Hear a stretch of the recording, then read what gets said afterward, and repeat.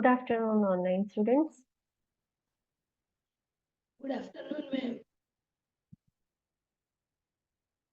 Good afternoon, ma'am. Good afternoon, ma'am. Online students. Sorry, I was not able to hear you. Please repeat. Good afternoon. Good afternoon, ma'am. Good afternoon.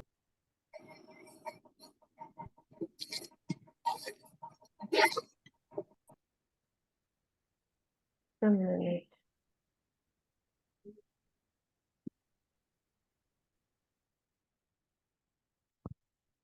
Am I audible to you? Yes. Yes, ma'am. Yes, ma'am. So why you are not audible to me?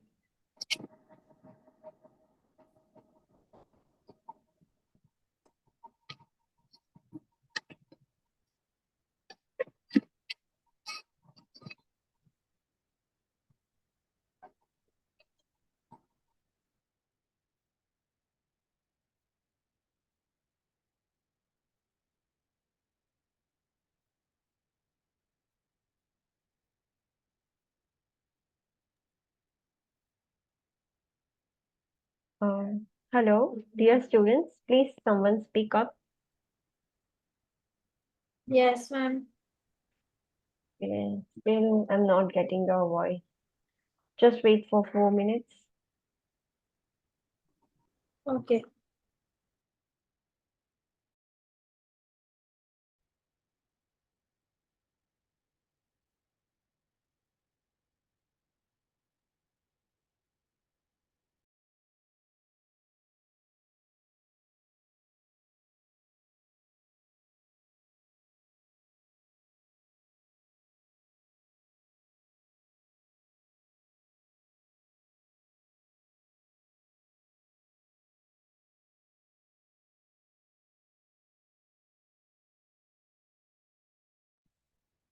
Good afternoon, students. Good afternoon, ma'am. Good afternoon, ma'am.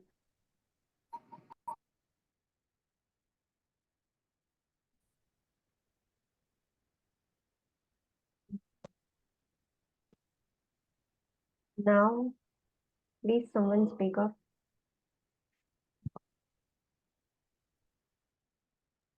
Yes, ma'am.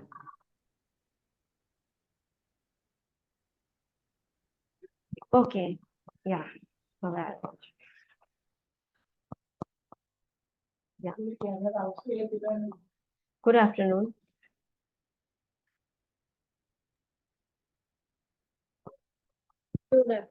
Good afternoon. So let's start our today's lecture.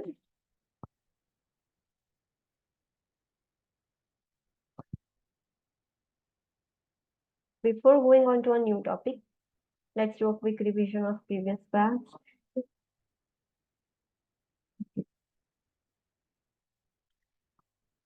Tell me what we have seen yesterday. No, not yesterday. So many previous days before. What we have seen? Endocrine problems. Okay. I have given you one task to make functions of, to list out the functions of each endocrine gland. Have you completed it? Yes, ma'am. Ma'am. Okay. So I'll ask you. We have seen anatomy and physiology of all endocrine glands, risk factors for endocrine problems, then each gland and its functions. So let's start with the beginning. What is the function of pituitary gland?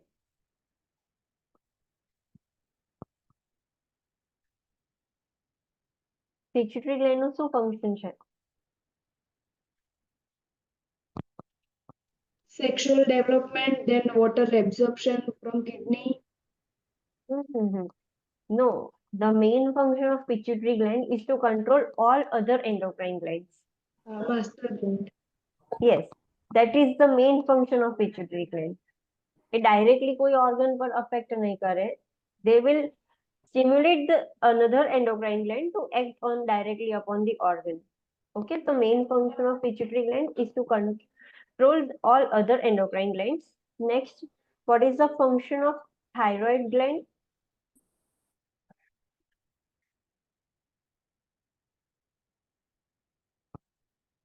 Thyroid gland નું function શું છે?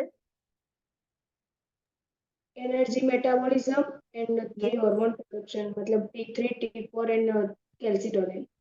Yes, hormone production and metabolism and growth A thyroid gland નું કામ છે. અગર એ disturb થઈ જશે thyroid gland તો જે હ્યુમન બોડી છે એના મેટાબોલિઝમમાં અને ગ્રોથ એન્ડ ડેવલપમેન્ટમાં ચેન્જીસ આપણને ઓબ્ઝર્વ થશે.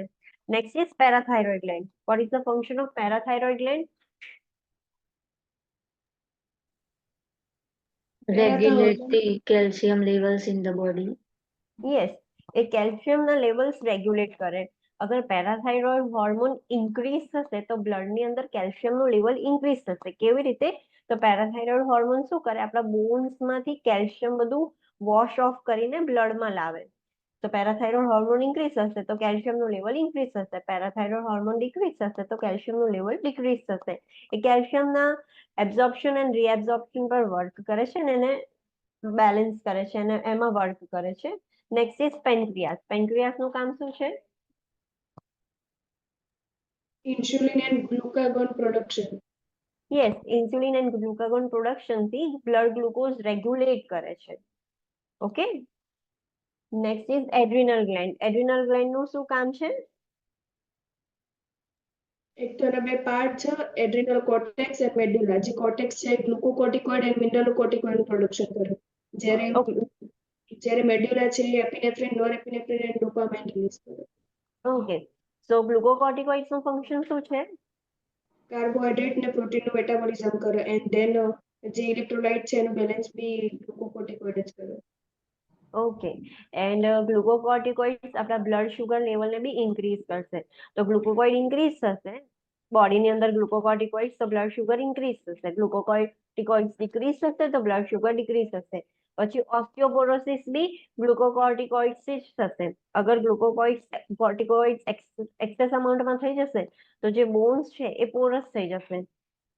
તો એ બંનેનું ફંક્શન બી રેગ્યુલેટ ગ્લુકોકોર્ટિકોઇડ કરશે. મિનરલોકોર્ટિકોઇડનું મેઇન ફંક્શન છે કે સોડિયમને રિટેન કરવાનું એન્ડ પોટેશિયમને એક્સક્રીટ કરવાનું. તો મિનરલોકોર્ટિકોઇડ અગર ઇન્ક્રીઝ થશે તો excess amount of sodium retain થશે બોડીમાં and excess amount of potassium excrete થશે બોડીમાં. સેમ ઓપોઝિટ જોવા જઈએ કે મિનરલોકોર્ટિકોઇડ્સ એકદમ ડિક્રીઝ થઈ જશે તો જે સોડિયમ છે રિટેન થવાની જગ્યાએ એક્સક્રીટ થશે. બધું જ ઓપોઝિટ થઈ જશે અને પોટેશિયમ છે એ એક્સક્રીટ થવાની જગ્યાએ બોડીમાં રિટેન થઈ જશે. એન્ડ એપિનેફ્રિન એન્ડ નોરએપિનેફ્રિન ફ્લાઇટ અને ફાઇટ મોડ માટે, મતલબ એ જે પેરાસિમ્પેથેટિક એન્ડ સિમ્પેથેટિક નર્વસ સિસ્ટમને એક્ટિવેટ કરીને flight and fight mode regulate કરે છે બોડીમાં. એન્ડ ઓવરીઝ અને ટેસ્ટિસ છે એમનું એ સેક્સ હોર્મોન્સ છે તો એમનું કામ છે કે સેક્સ્યુઅલ ડેવલપમેન્ટ એન્ડ એ જે બધું છે એના માટે છે. પછી આપણે ડાયગ્નોસ્ટિક ટેસ્ટ જોયા હતા. તો first one was stimulation and suppression test. Second one was overnight dexamethasone suppression test, radioactive iodine uptake, T3 and T4 resin uptake test, thyroid stimulating hormone વાળું ટેસ્ટ જોયું હતું આપણે, then thyroid scan, needle aspiration of thyroid tissue, glycosylated hemoglobin HbA1c, 24-hour urine collection of vanillin mandelic acid VMA. Then we have seen pituitary gland problems. Pituitary gland માં આપણે hypopituitarism જોયું. તો pituitary gland ના જે બી એ બધા જ hormones release કરે છે બીજા એન્ડોક્રાઇન ગ્લેન્ડને કંટ્રોલ કરવા માટે. તો એ બધા જ હોર્મોન્સનું ઓર એલ્સ સમ સ્પેસિફિક હોર્મોન્સનું પ્રોડક્શન સિક્રેશન ઓછું થઈ જશે એને આપણે હાઇપોપિટ્યુટરિઝમ કહીશું. એનું અસેસમેન્ટ આપણે જોયું હતું, એના ઇન્ટરવેન્શન્સ જોયા હતા. Then we have seen hyperpituitarism. Hyperpituitarism માં બી સ્પેસિફિક આપણે GH હોર્મોન રિલેટેડ જોયું હતું કે GH હોર્મોન છે એ એક્સેસ સિક્રેટ કરે છે પિટ્યુટરી ગ્લેન્ડ. તો જે ક્લાયન્ટને છે એને આપણે એક્રોમેગાલી કહીશું, જે લાર્જ બોડી એન્ડ બધું જ લાર્જ જોવા મળશે. તો આપણે એનું અસેસમેન્ટ જોયું હતું, ઇન્ટરવેન્શન્સ જોયા હતા. હવે એની ટ્રીટમેન્ટ છે કે એક્સેસ સિક્રેટ થાય છે તો આપણે એને ટ્રીટમેન્ટમાં એ વસ્તુને રિમૂવ જ કરવી પડશે. જે ટ્યુમર છે કાં તો પિટ્યુટરી ગ્લેન્ડ છે એને રિમૂવ કરવું પડશે. તે સર્જરી છે હાઇપોફાઇસેક્ટોમી. બે રીતે થઈ શકે છે. તો pituitary adenectomy and sublabial transsphenoidal pituitary surgery. એનું ડિસ્ક્રિપ્શન કે સર્જરીમાં શું કરવાનું હોય, pre operative interventions, post operative interventions જોયા હતા. Then we have seen diabetes insipidus. Diabetes insipidus એટલે શું કે જે બોડીમાં એન્ટી ડાયુરેટિક હોર્મોન છે જે યુરિન પ્રોડક્શનને ઓછું કરે, રેગ્યુલેટ હોય, કે ડાયુરેસિસ અને એન્ટી ડાયુરેસિસ એ બંને ઓલ્ટરનેટલી વર્ક કરે અને આપણી બોડીમાંથી નોર્મલ યુરિન પ્રોડક્શન થવા દે અને આપણી બોડીનું ફ્લુઇડ અને ઇલેક્ટ્રોલાઇટનું લેવલ મેન્ટેન કરે. પણ જે એડીએચ હોર્મોન છે એ ઓછું સિક્રેટ થાય છે થ્રુ પિટ્યુટરી ગ્લેન્ડ. એમાં બે ટાઈપના હતા કે પ્રાઇમરી નેફ્રોજેનિક એન્ડ સેન્ટ્રલ. તો એના ઉપર ડિપેન્ડ કરે છે. તો જો એડીએચ નું પ્રોડક્શન ઓછું થઈ જશે તો એ ફ્લુઇડ રિટેન નહીં થવા દે, બધું જ ફ્લુઇડ યુરિન થ્રુ બોડીમાંથી બહાર નીકળી જશે અને ક્લાયન્ટ ડિહાઇડ્રેશનમાં જતું રહેશે. તો આપણે એના અસેસમેન્ટ જોયા હતા, એની ઇન્ટરવેન્શન્સ જોઈ હતી. Okay, so let's start with new condition, that is syndrome of inappropriate antidiuretic hormone secretion. Just a minute.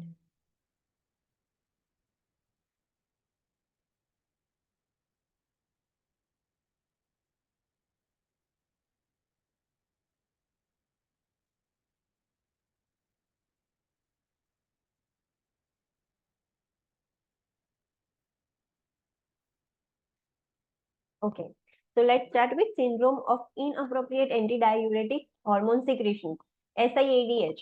આમાં શું થશે આ કન્ડિશનમાં?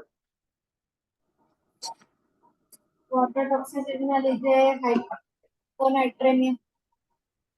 No, આ કન્ડિશન, આ જે આપણે હેડિંગ વાંચી SIADH, એનો મતલબ શું થશે? એડીએચ હોર્મોન વધારે પ્રમાણમાં મતલબ રિલીઝ થશે એમ. Yes, diabetes ઇન્સિપિડસમાં anti diuretic hormone બહુ જ ઓછું સિક્રેટ થાય છે. એન્ડ સીડ્સ વાળી જે ડિસીઝ છે SIADH, એમાં એન્ટી ડાયુરેટિક હોર્મોન બહુ એક્સેસ સિક્રેટ થાય છે. Condition of hyperfunctioning of the posterior pituitary gland in which excess ADH is released but not in response to the body's need for it. જે પોસ્ટિરિયર pituitary gland છે જે ADH hormone release કરે છે એ બહુ access અમાઉન્ટમાં hyper function થઈને access amount of release કરશે. અને એવું નથી કે બોડીની નીડ છે બહુ વધારે અને રિલીઝ કરે છે. કોઈ બોડીની એક્સ્ટ્રા નીડ નથી, સ્ટીલ એ વધારે સિક્રેટ કરે છે. કેમ એવું થયું છે? તો causes include trauma, stroke, malignancy, often in the lungs or pancreas, medication and stress. Treatment is directed at correcting the cause. એ જે પિટ્યુટરી ગ્લેન્ડ છે, પોસ્ટિરિયર પિટ્યુટરી ગ્લેન્ડમાં કોઈ ટ્રોમા થયો હોય, બ્રેનમાં સ્ટ્રોક આવ્યો હોય, કંઈક મેલિગ્નન્સી હોય, અને સમટાઈમ્સ એ મેલિગ્નન્સી લંગ્સ ને પેન્ક્રિયાસની બી હોય, તો બી આપણે જોયું હતું ઓન્કોલોજીકલ ઇમરજન્સીસમાં કે અમુક ટ્યુમર છે એ મિમિક કરીને એડીએચ હોર્મોન સિક્રેટ કરે. તો કોઈ બી જગ્યાએ મેલિગ્નન્સી થઈ છે તો એ ટ્યુમર એડીએચ હોર્મોન સિક્રેટ કરશે, તો એના લીધે બી થઈ શકે છે આ ડિઝીઝ કન્ડિશન. અમુક મેડિકેશન સ્ટ્રેસના લીધે બી થઈ શકે છે. અને એની ટ્રીટમેન્ટ શું છે? તો જેના લીધે એડીએચ હોર્મોન એક્સેસ પ્રોડ્યુસ થાય છે એને ધ્યાનમાં રાખીને આપણે ટ્રીટમેન્ટ આપવાની. The syndrome results in increased intravascular volume, water intoxication and dilutional hyponatremia, may cause cerebral edema and client is at risk for seizure. હવે બોડીની અંદરથી યુરિન બહાર નથી જતું, બધું જ એન્ટી ડાયુરેસિસના લીધે બોડીની અંદર ભેગું થયા કરે છે બધું ફ્લુઇડ. તો જે વાસ્ક્યુલર વોલ્યુમ છે એ ઇન્ક્રીઝ થઈ જશે, એને આપણે વોટર ઇન્ટોક્સિકેશન કહીશું. તો જેટલું વધારે ફ્લુઇડ બોડીની અંદર બિલ્ડઅપ થશે તો જે સોડિયમ છે એ ડાયલ્યુટ થઈ જશે and client will undergo in the hyponatremia. એના લીધે સેરેબ્રલ એડિમા બી થઈ જશે અને સિવિયર હાઇપોનેટ્રીમિયા થઈ જાય તો ક્લાયન્ટને સીઝર્સના બી રિસ્ક થઈ જશે. Just a minute. They are making so much of noise.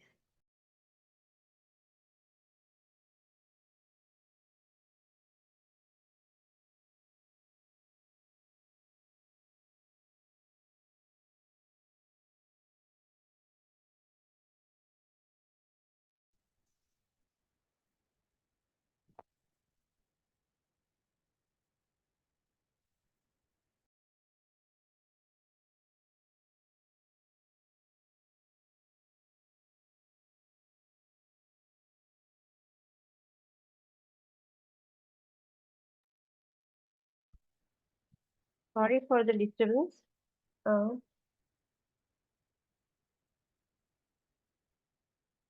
Okay. So it's assessment. આપણને એવા ક્લાયન્ટમાં શું સાઇન એન્ડ સિમ્ટમ્સ જોવા મળશે? તો sign of fluid volume overload. Fluid volume ઓવરલોડના જેટલા બી સાઇન એન્ડ સિમ્ટમ્સ છે જોવા મળશે. Changes in the level of consciousness and in mental status. કે આપણને ખબર છે કે સોડિયમ ડાયરેક્ટલી બ્રેન પર અફેક્ટ કરે છે, તો એનું એકદમ હાઇપોનેટ્રીમિયા જતું રહેશે, ક્લાયન્ટનું કોન્શિયસનેસ નું લેવલ ચેન્જ થઈ જશે, મતલબ અનકોન્શિયસ તરફ જતું રહેશે ક્લાયન્ટ, અને એના મેન્ટલ સ્ટેટસમાં બી ચેન્જીસ આપણને જોવા મળશે. વેટ ગેઇન વિધાઉટ એડિમા, બોડીની અંદર ફ્લુઇડ એક્સેસ છે, એડિમા નથી, ઇન્ટ્રાવાસ્ક્યુલર ફ્લુઇડ છે, એક્સ્ટ્રાવાસ્ક્યુલર ફ્લુઇડ નથી, તો એડિમા નહીં જોવા મળે, બટ વેટ ગેઇન જોવા મળશે ક્લાયન્ટમાં, હાઇપરટેન્શન બીકોઝ બહુ જ બધું ફ્લુઇડ થઈ ગયું છે ઇન બ્લડ વેસલ્સ, ટેકીકાર્ડિયા જોવા મળશે, anorexia, nausea and vomiting, hyponatremia, low urine output and concentrated urine.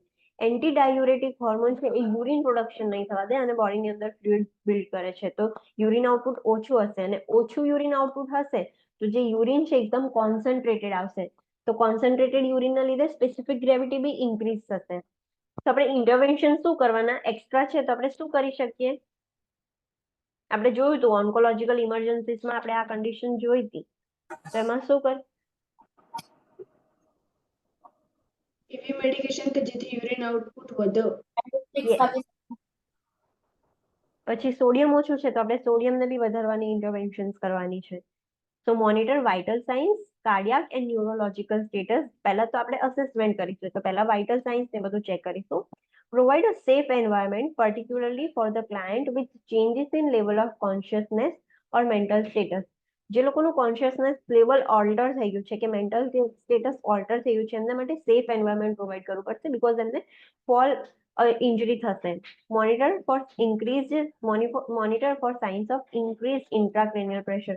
Intracranial pressure increase થશે તો એના જે સાઇન્સ છે આપણને ખબર હોય કે પ્રોજેક્ટાઇલ વોમિટિંગ છે, સન્કન આઈસ છે, તે બધા સાઇન્સ મોનિટર કરવાના.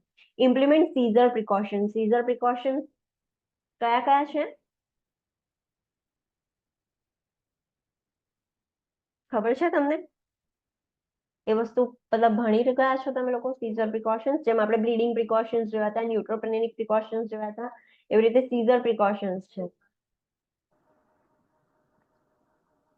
સીઝર્સ આવે ને તો એને સ્ટોપ કરવાનું, ટ્રાય નહીં કરવાનું. ક્લાયન્ટ સેફ પ્લેસ ઉપર હોય, લાઈક એની આજુબાજુ કોઈ બી હઝાર્ડસ વસ્તુ ના હોવી જોઈએ, કશું બી માઉથમાં પ્લેસ નહીં કરવાનું, ટંગ ટાઈ બન તો અવોઇડ કરવાનું, નોર્મલ પ્રિકોશન્સ લેવાનું. ઓકે, હજુ પણ અમુક પ્રિકોશન્સ રહ્યા, પ્લીઝ. બીજું કોઈ જેને ખબર હોય? ફ્લોર ઉપર રાખવાનું, લાઈક ક્લાયન્ટ ને. ઓકે, પણ ક્લાયન્ટ બેડ પર જ હતું અને સીઝર્સ આવી ગયા તો તમે ક્લાયન્ટને બેડ પર ઓકે, સાઇડલાઇન પોઝિશન આપવાની. કેમ સાઇડલાઇન પોઝિશન આપવાની? Expirate. If vomiting થાય તો expirate ના કરી શકે. એસ્પિરેશન અવોઇડ કરવાનું. Yes, two avoid the risk of aspiration. પછી જે બેડની સાઇડ રેલ્સ છે એને પેડ કરી દેવાની, બીકોઝ ક્લાયન્ટને ઇન્જરી થવાના ચાન્સીસ છે ટોનિક ક્લોનિક ફેઝમાં. અને ક્લાયન્ટના બેડ સાઇડ આગળ suction equipment and oxygen equipment ready રાખવાના. બેડ સાઇડ આગળ આપણને ખબર છે કે આ ક્લાયન્ટને સીઝર્સની હિસ્ટ્રી રહી ચૂકી છે, એ એની જ ટ્રીટમેન્ટ માટે એડમિટ થયું છે. ફોર એક્ઝામ્પલ, ક્લાયન્ટ સિવિયરલી હાઇપોનેટ્રેમિક થઈ ગયું છે તો આપણને ખબર છે કે એ રિસ્ક છે સીઝર્સના, તો પછી સીઝર્સ આવવાનો વેઇટ નહીં કરવાનો, એની બેડ સાઇડ સક્શન ઇક્વિપમેન્ટ અને ઓક્સિજન ઇક્વિપમેન્ટ રેડી જ રાખવાના, કે એને સીઝર્સ આવી જાય તો પોસ્ટ સીઝર, ડ્યુરિંગ સીઝર નહીં, પોસ્ટ સીઝર તમે ક્લાયન્ટને સક્શન કરી શકો અને ઓક્સિજન પ્રોવાઈડ કરી શકો, તો એ રેડી રાખવાનું. These are the seizure precautions. આપણા એન્કલેક્સમાં ટોટલ જેટલા બી પ્રિકોશન્સ છે એ બધાનો તમારે યાદ રાખવાનું કે આમાં આ સ્ટેપ્સ લેવામાં આવે છે. Elevate the head of the bed at maximum of 10 degrees to promote the venous return and decrease the baroreceptor induced ADH release. જે બેડનું હેડ છે એ 10 ડિગ્રી અપ રાખવાનું, તો જે બી ફ્લુઇડ છે એ બધું વિનસ રિટર્ન વધશે અને બેરોરિસેપ્ટર ઇન્ડ્યુસ એડીએચ રિલીઝ છે એ ઓછું થશે. બેરોરિસેપ્ટર્સ નું કામ શું હોય? બ્લડ પ્રેશર મેન્ટેન કરવાનું. કેવી રીતે, મતલબ ઇન્ક્રીઝ કરશે કે ડિક્રીઝ કરશે?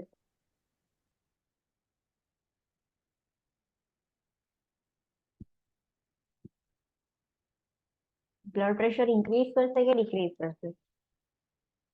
બેરોરિસેપ્ટર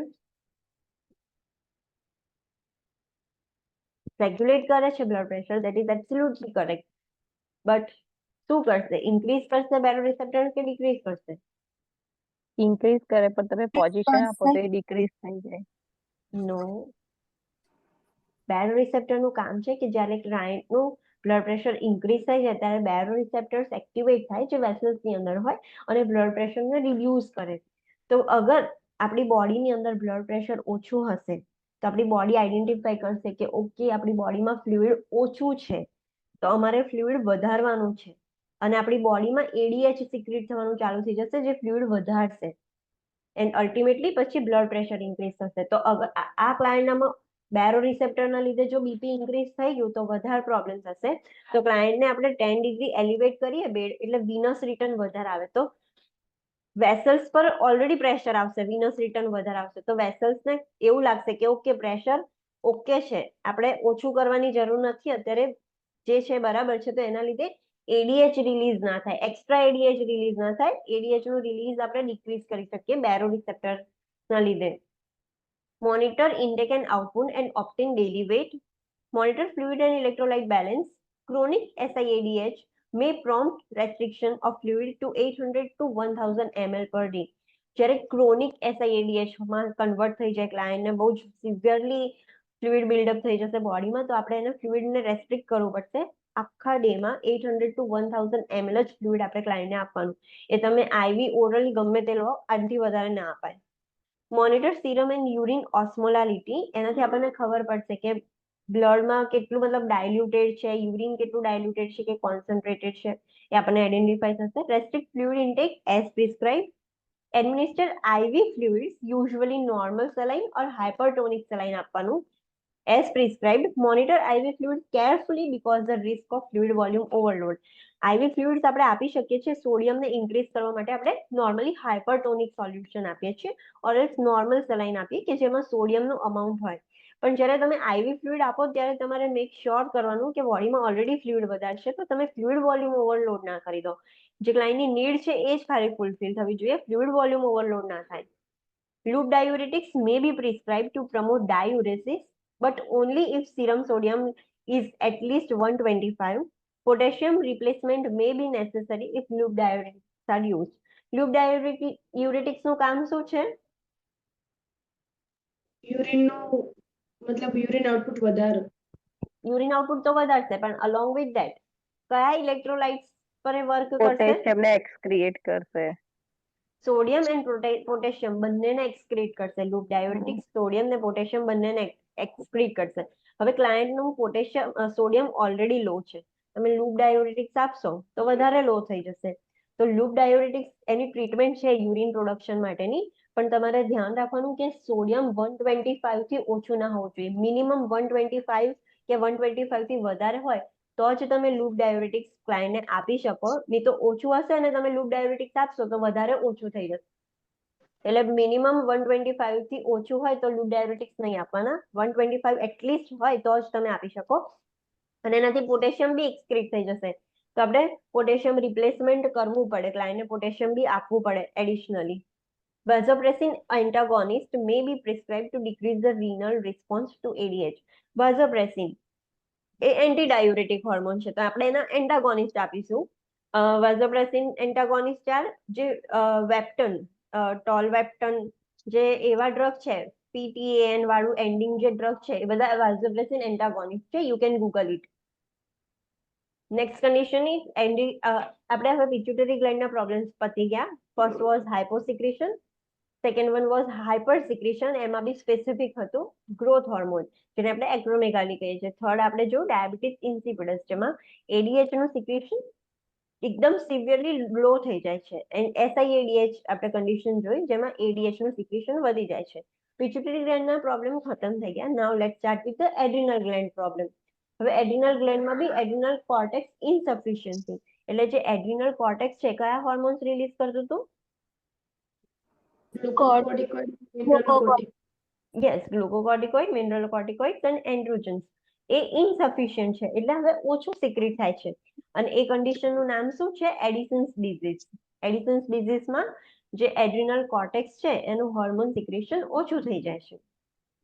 હવે એની ટાઈપ છે કે ફર્સ્ટ છે પ્રાઇમરી એડ્રિનલ ઇનસફિશિયન્સી. એમાં શું થશે? Also known as Addison's disease refers to hyposecretion of adrenal cortex hormones, that is glucocorticoids, mineralocorticoids and adrenogens.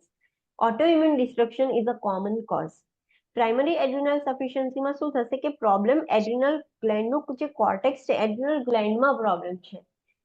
એમાં મતલબ ઓટો ઇમ્યુન ડિસ્ટ્રક્શન, આપણી બોડી જ પોતાના સેલ્સને ડિસ્ટ્રોય કરે ને, એ કન્ડિશનમાં એડ્રિનલ ગ્લેન્ડ ડિસ્ટ્રોય થઈ ગયું છે.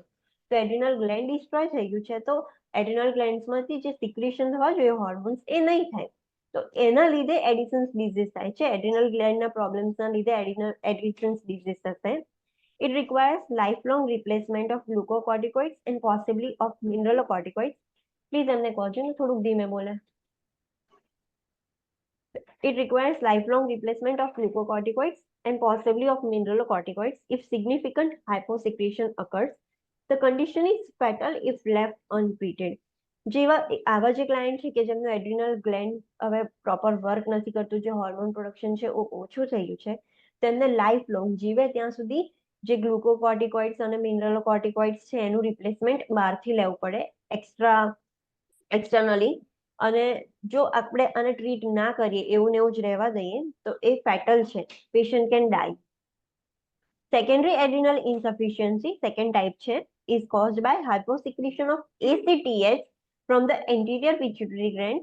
Mineralocorticoid release is spread. હવે સેકન્ડરી એડ્રિનલ ઇન્સફિશિયન્સીમાં શું છે કે એડ્રિનલ ગ્લેન્ડ ઓકે છે, એડ્રિનલ ગ્લેન્ડમાં કોઈ જ પ્રોબ્લેમ નથી, બટ પ્રોબ્લેમ ક્યાં છે? પિચ્યુટરી ગ્લેન્ડમાં પ્રોબ્લેમ છે. પિચ્યુટરી ગ્લેન્ડ ACTH ઓછું સિક્રેટ કરે છે. ACTH મતલબ adrenocortic release hormone. Yes, adrenocorticotropic hormone ACTH. વચ્ચે આર આવે તો રિલીઝિંગ હોર્મોન આવે. તો એ જે ACTH છે એ પિચ્યુટરી ગ્લેન્ડ રિલીઝ જ નથી કરતું. તો એ એડ્રિનલ ગ્લેન્ડને કમાન્ડ કેવી રીતે આપશે કે તમે હવે રિલીઝ કરો બધા જે કોર્ટિકોઇડ હોર્મોન્સ છે એને રિલીઝ કરો? એટલે પ્રોબ્લેમ છે પિચ્યુટરી ગ્લેન્ડમાં, not with the adrenal gland. અને એમાં મિનરલોકોર્ટિકોઇડનું રિલીઝ સ્પેર થઈ જાય છે. મતલબ જે પ્રોબ્લેમ પિચ્યુટરી ગ્લેન્ડમાં પ્રોબ્લેમ હશે તો વધારે કોને અફેક્ટ કરશે? ગ્લુકોકોર્ટિકોઇડ્સને. Loss of glucocorticoids in Addison's disease leads to decreased vascular tone, decreased vascular response to the catecholamines, epinephrine and norepinephrine, and decreased gluconeogenesis.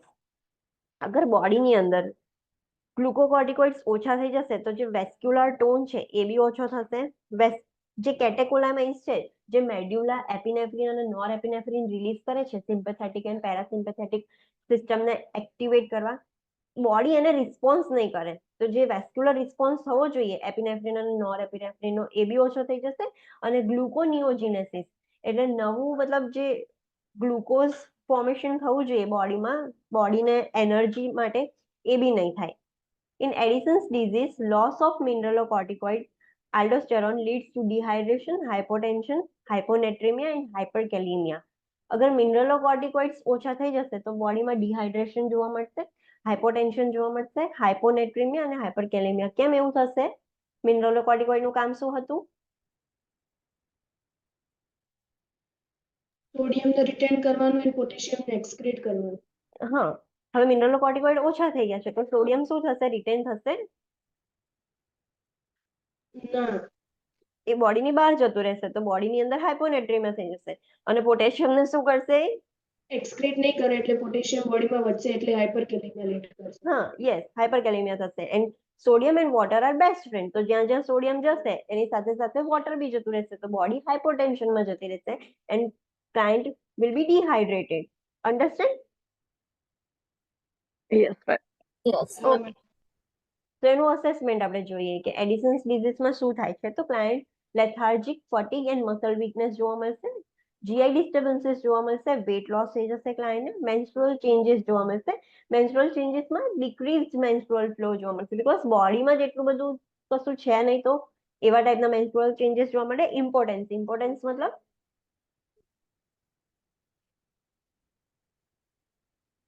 Importance મતલબ Sterility, infertility. Yes, infertility, hypoglycemia, hyponatremia, hyperkalemia and hypercalcemia.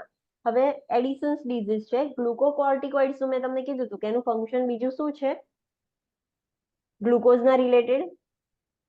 ગ્લુકોકોર્ટિકોઇડ increase થાય તો blood glucose કેવું થશે? વધશે.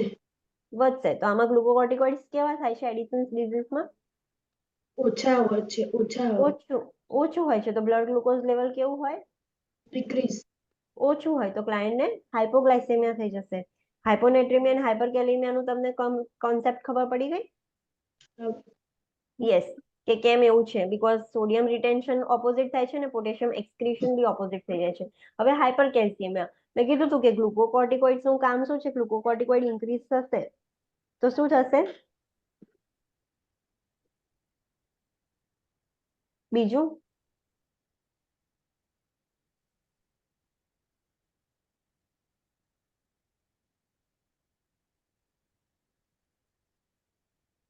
Related to bones,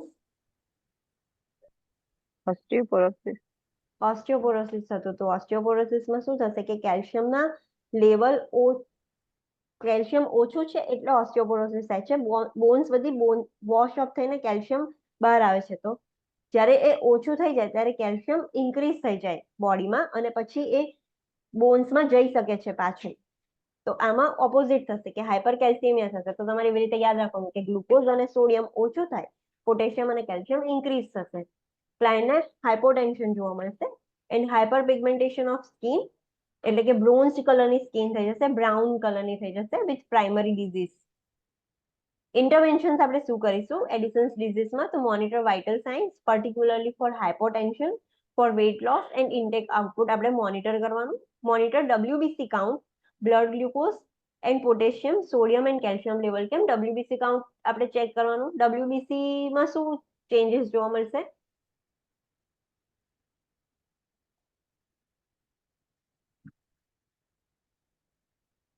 થોડુંક વિચારો, તમારા બ્રેનને storm કરો. તમારે જ્યારે ક્વેશ્ચન સોલ્વ કરવાના છે ત્યારે એન્ડોક્રાઇનના ક્વેશ્ચન તમે વિચારો ને તો તમારે બધું જ રિલેટ કરવું પડશે. સોડિયમ, પોટેશિયમ ને બ્લડ ગ્લુકોઝ ને બધું જ રિલેટ કરીને વિચારવું પડશે. તો કેમ WBC મોનિટર કરવાનું? શું ચેન્જીસ થશે WBC માં? એડિશન ક્રાઇસિસ થશે તો ઇન્ફેક્શન થશે એવું.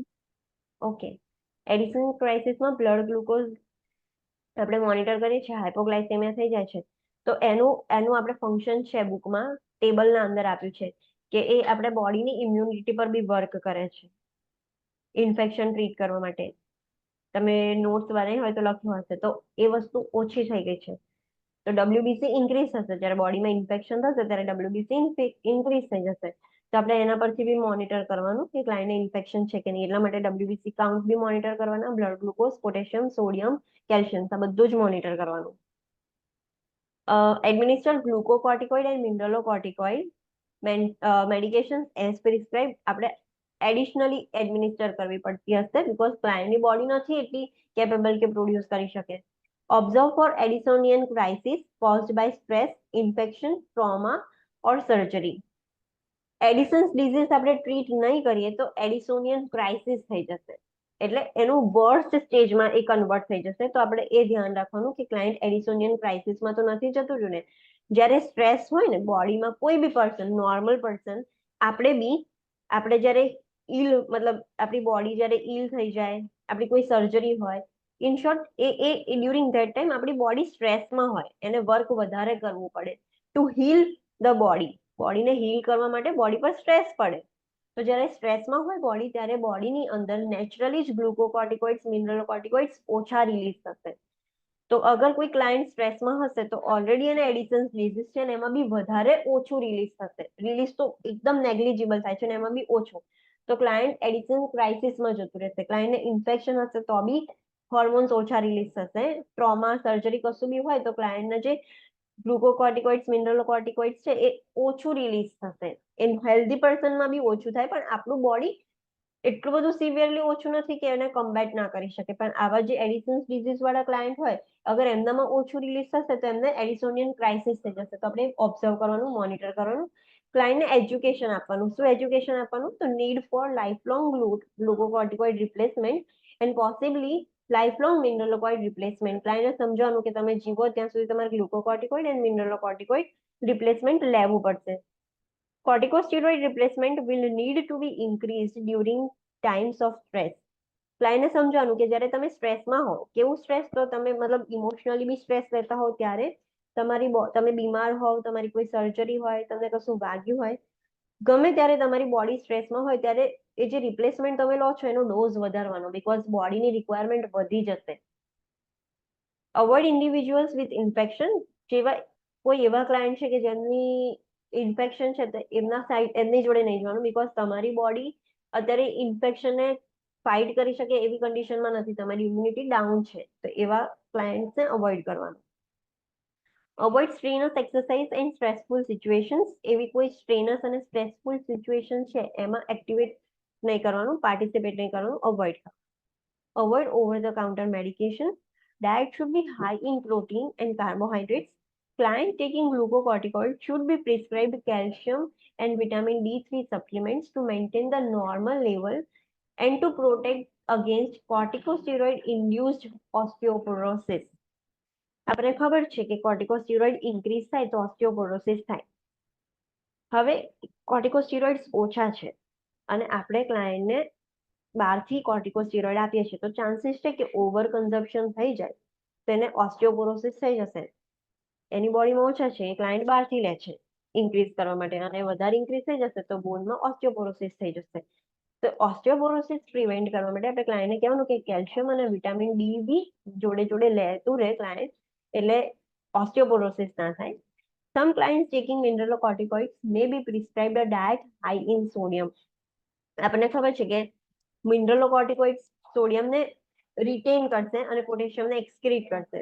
જ્યારે પેલામાં ઓપોઝિટ થતું હતું, તો આપણે ટ્રીટ કરતા હોઈએ ત્યારે એનો ઓપોઝિટ ઇફેક્ટ ના થાય એના માટે આપણે સોડિયમનો બી હાઈ ડાયટ આપવાનું. Wear a medic alert bracelet. Report signs and symptoms of complications such as under replacement and over replacement of corticosteroid hormones. ક્લાયન્ટને સમજાવવાનું કે અંડર રિપ્લેસમેન્ટ બી ના થવું જોઈએ, એટલે જેટલી તમારે નીડ છે એટલું તો લેવાનું જ, ઓછું નહીં લેવાનું, અને ઓવર રિપ્લેસમેન્ટ બી ના થઈ જાય. આ બંનેનું ખાસ ધ્યાન રાખવાનું આ હોર્મોન્સનું, બીકોઝ ઓછા થઈ જશે તો બી પ્રોબ્લેમ ને વધી જશે તો બી પ્રોબ્લેમ છે. Next is Addisonian crisis. Addisonian crisis એટલે શું?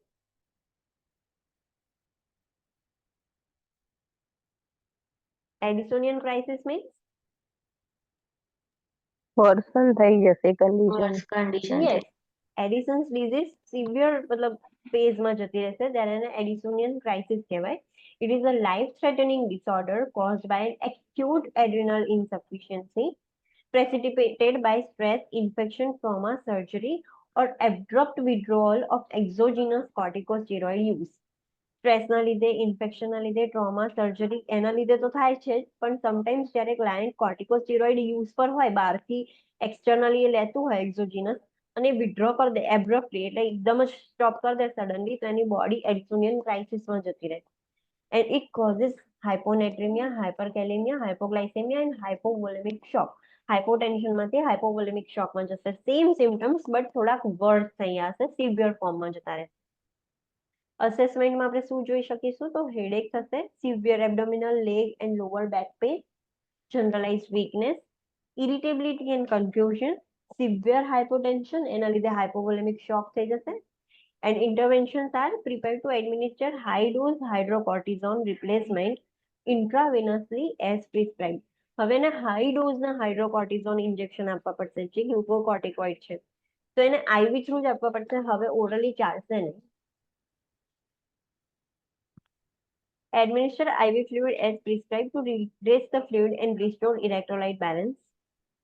Following resolution of the crisis, administer glucocorticoids and mineralocorticoids orally as prescribed. હવે જેમ જેમ એડિસોનિયન ક્રાઇસિસ રિઝોલ્વ થઈ જાય અને રિઝોલ્યુશન આવી જાય પ્રોપરલી, એને મતલબ ક્લાયન્ટને નિયર ટુ પ્રોગ્રેશન તરફ જતું રહે, તો પછી આપણે આઈવી થી ઓરલી પર શિફ્ટ થઈ શકીએ છીએ ગ્લુકોકોર્ટિકોઇડ્સ અને મિનરલોકોર્ટિકોઇડ્સમાં.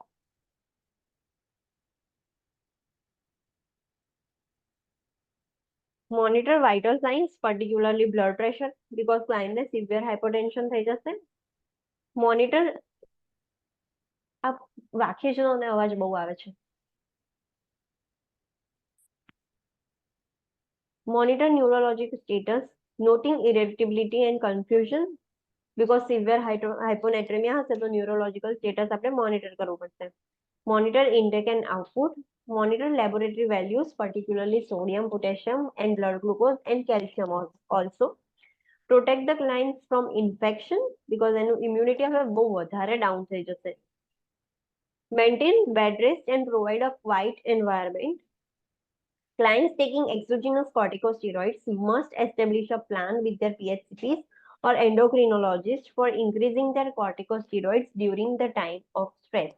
હવે જે લોકો એક્ઝોજીનસ બહારથી કોર્ટિકોસ્ટેરોઇડ સપ્લિમેન્ટ લેતા હોય એમને એમના પીએચસીપી અને કાં તો એન્ડોક્રિનોલોજીસ્ટ જોડે બેસીને એ વસ્તુ કન્સલ્ટ કરવી જોઈએ કે જ્યારે એમની બોડી સ્ટ્રેસમાં હોય ત્યારે એનો ડોઝ કેટલો ઇન્ક્રીઝ કરવાનો, કેવી રીતે લેવાનો, એ બધું જ પહેલેથી જ મતલબ એ પ્લાન એસ્ટેબ્લિશ કરી લેવાનો પીએચસીપી ઓર એન્ડોક્રિનોલોજીસ્ટ જોડે. Next condition is Cushing's syndrome and Cushing's disease એટલે hypercortisolism. What does the disease condition mean? Opposite to Addison's disease.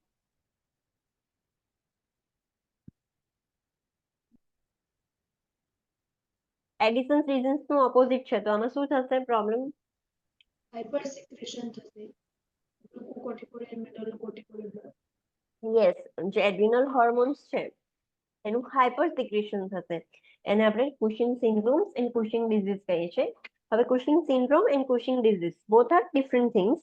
એમાં બી માઇનર ચેન્જીસ છે કે કયામાં પ્રોબ્લેમ છે, જે પ્રાઇમરી અને સેકન્ડરી આપણે જોયું સેમ લાઈક ધેટ. કુશિંગ સિન્ડ્રોમમાં શું થશે? A metabolic disorder resulting from the chronic and excessive production of cortisol by the adrenal cortex or from the administration of glucocorticoids in large doses for several weeks or longer, એટલે કે exogenous or iatrogenic. Adrenal ગ્લેન્ડમાં problem હોય ત્યારે આપણે Cushing syndrome કહીએ છીએ. જ્યારે adrenal gland excessive production કરશે, જે બી ગ્લુકોકોર્ટિકોઇડ્સ છે એનું, કોર્ટિઝોલ હોર્મોન્સ છે એનું, ઓર એલ્સ તમે એ ક્લાયન્ટને બહારથી એક્ઝોજીનસલી એટલા લાર્જ ડોઝીસ આપી દીધા ગ્લુકોકોર્ટિકોઇડના સેવરલ વીક્સ સુધી, કાં તો સેવરલ વીક્સથી બી વધારે, પછી એ બોડીમાં એ ક્લાયન્ટને પછી કુશિંગ સિન્ડ્રોમ થઈ શકે છે. તો જ્યારે બી ક્લાયન્ટ કોર્ટિકોસ્ટેરોઇડ થેરાપી પર હોય એટલા માટે ધ્યાન રાખવાનું કે ઓવર રિપ્લેસમેન્ટ ના થઈ જાય, ઓવરડોઝ ના થઈ જાય, એનું ધ્યાન એટલા માટે રાખવાનું.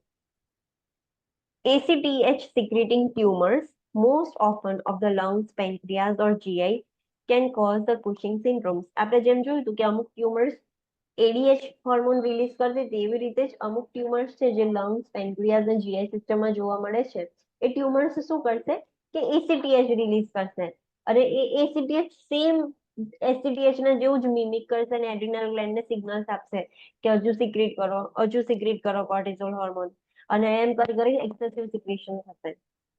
Next is Cushing's disease. Cushing's ડિઝીઝમાં શું પ્રોબ્લેમ છે? Cushing's disease is a metabolic disorder characterized by abnormally increased secretion of the cortisol caused by increased amount of ACTH secreted by the pituitary gland.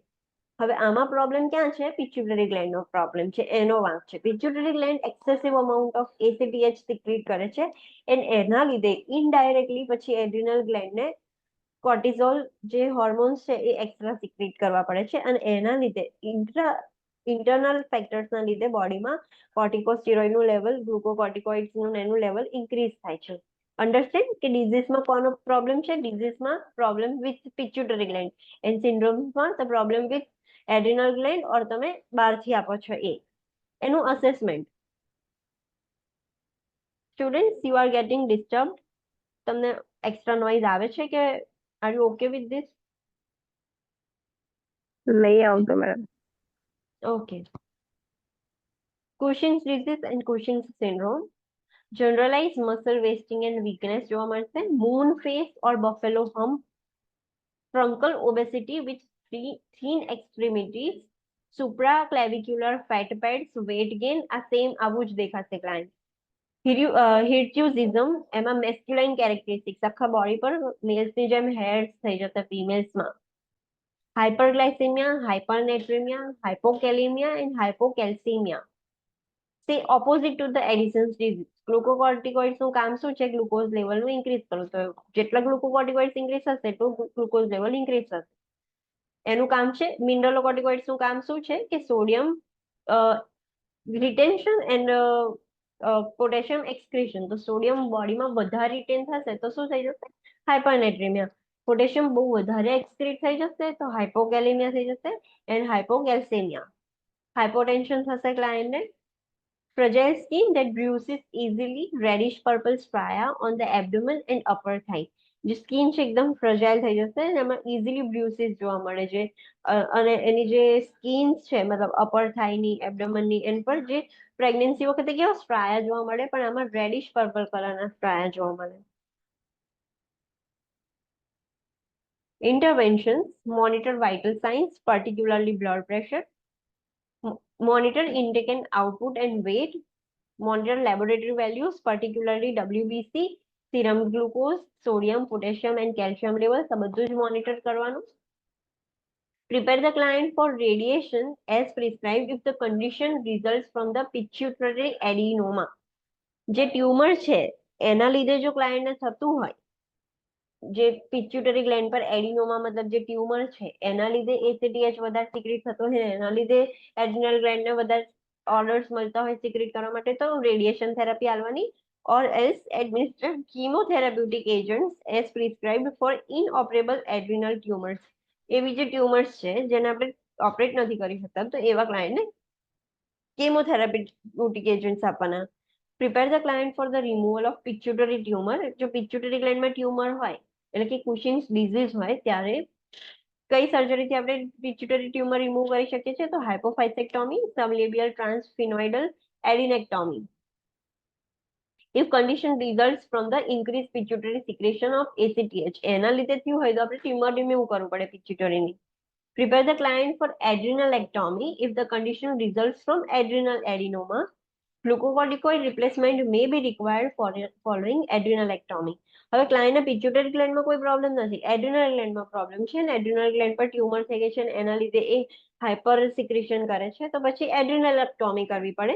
હા પણ make sure કે તમે adrenal gland remove કરી દેશો તો હવે એની બોડીમાં બિલકુલ બી ગ્લુકોકોર્ટિકોઇડ્સ કે કશું સિક્રેટ નહીં થાય તો પછી સર્જરી પછી એને રિપ્લેસમેન્ટ કરવું પડશે, એને ઓરલી લેવા પડશે. Client requiring lifelong glucocorticoid replacement following adrenalectomy should obtain instruction from their PHCP about increasing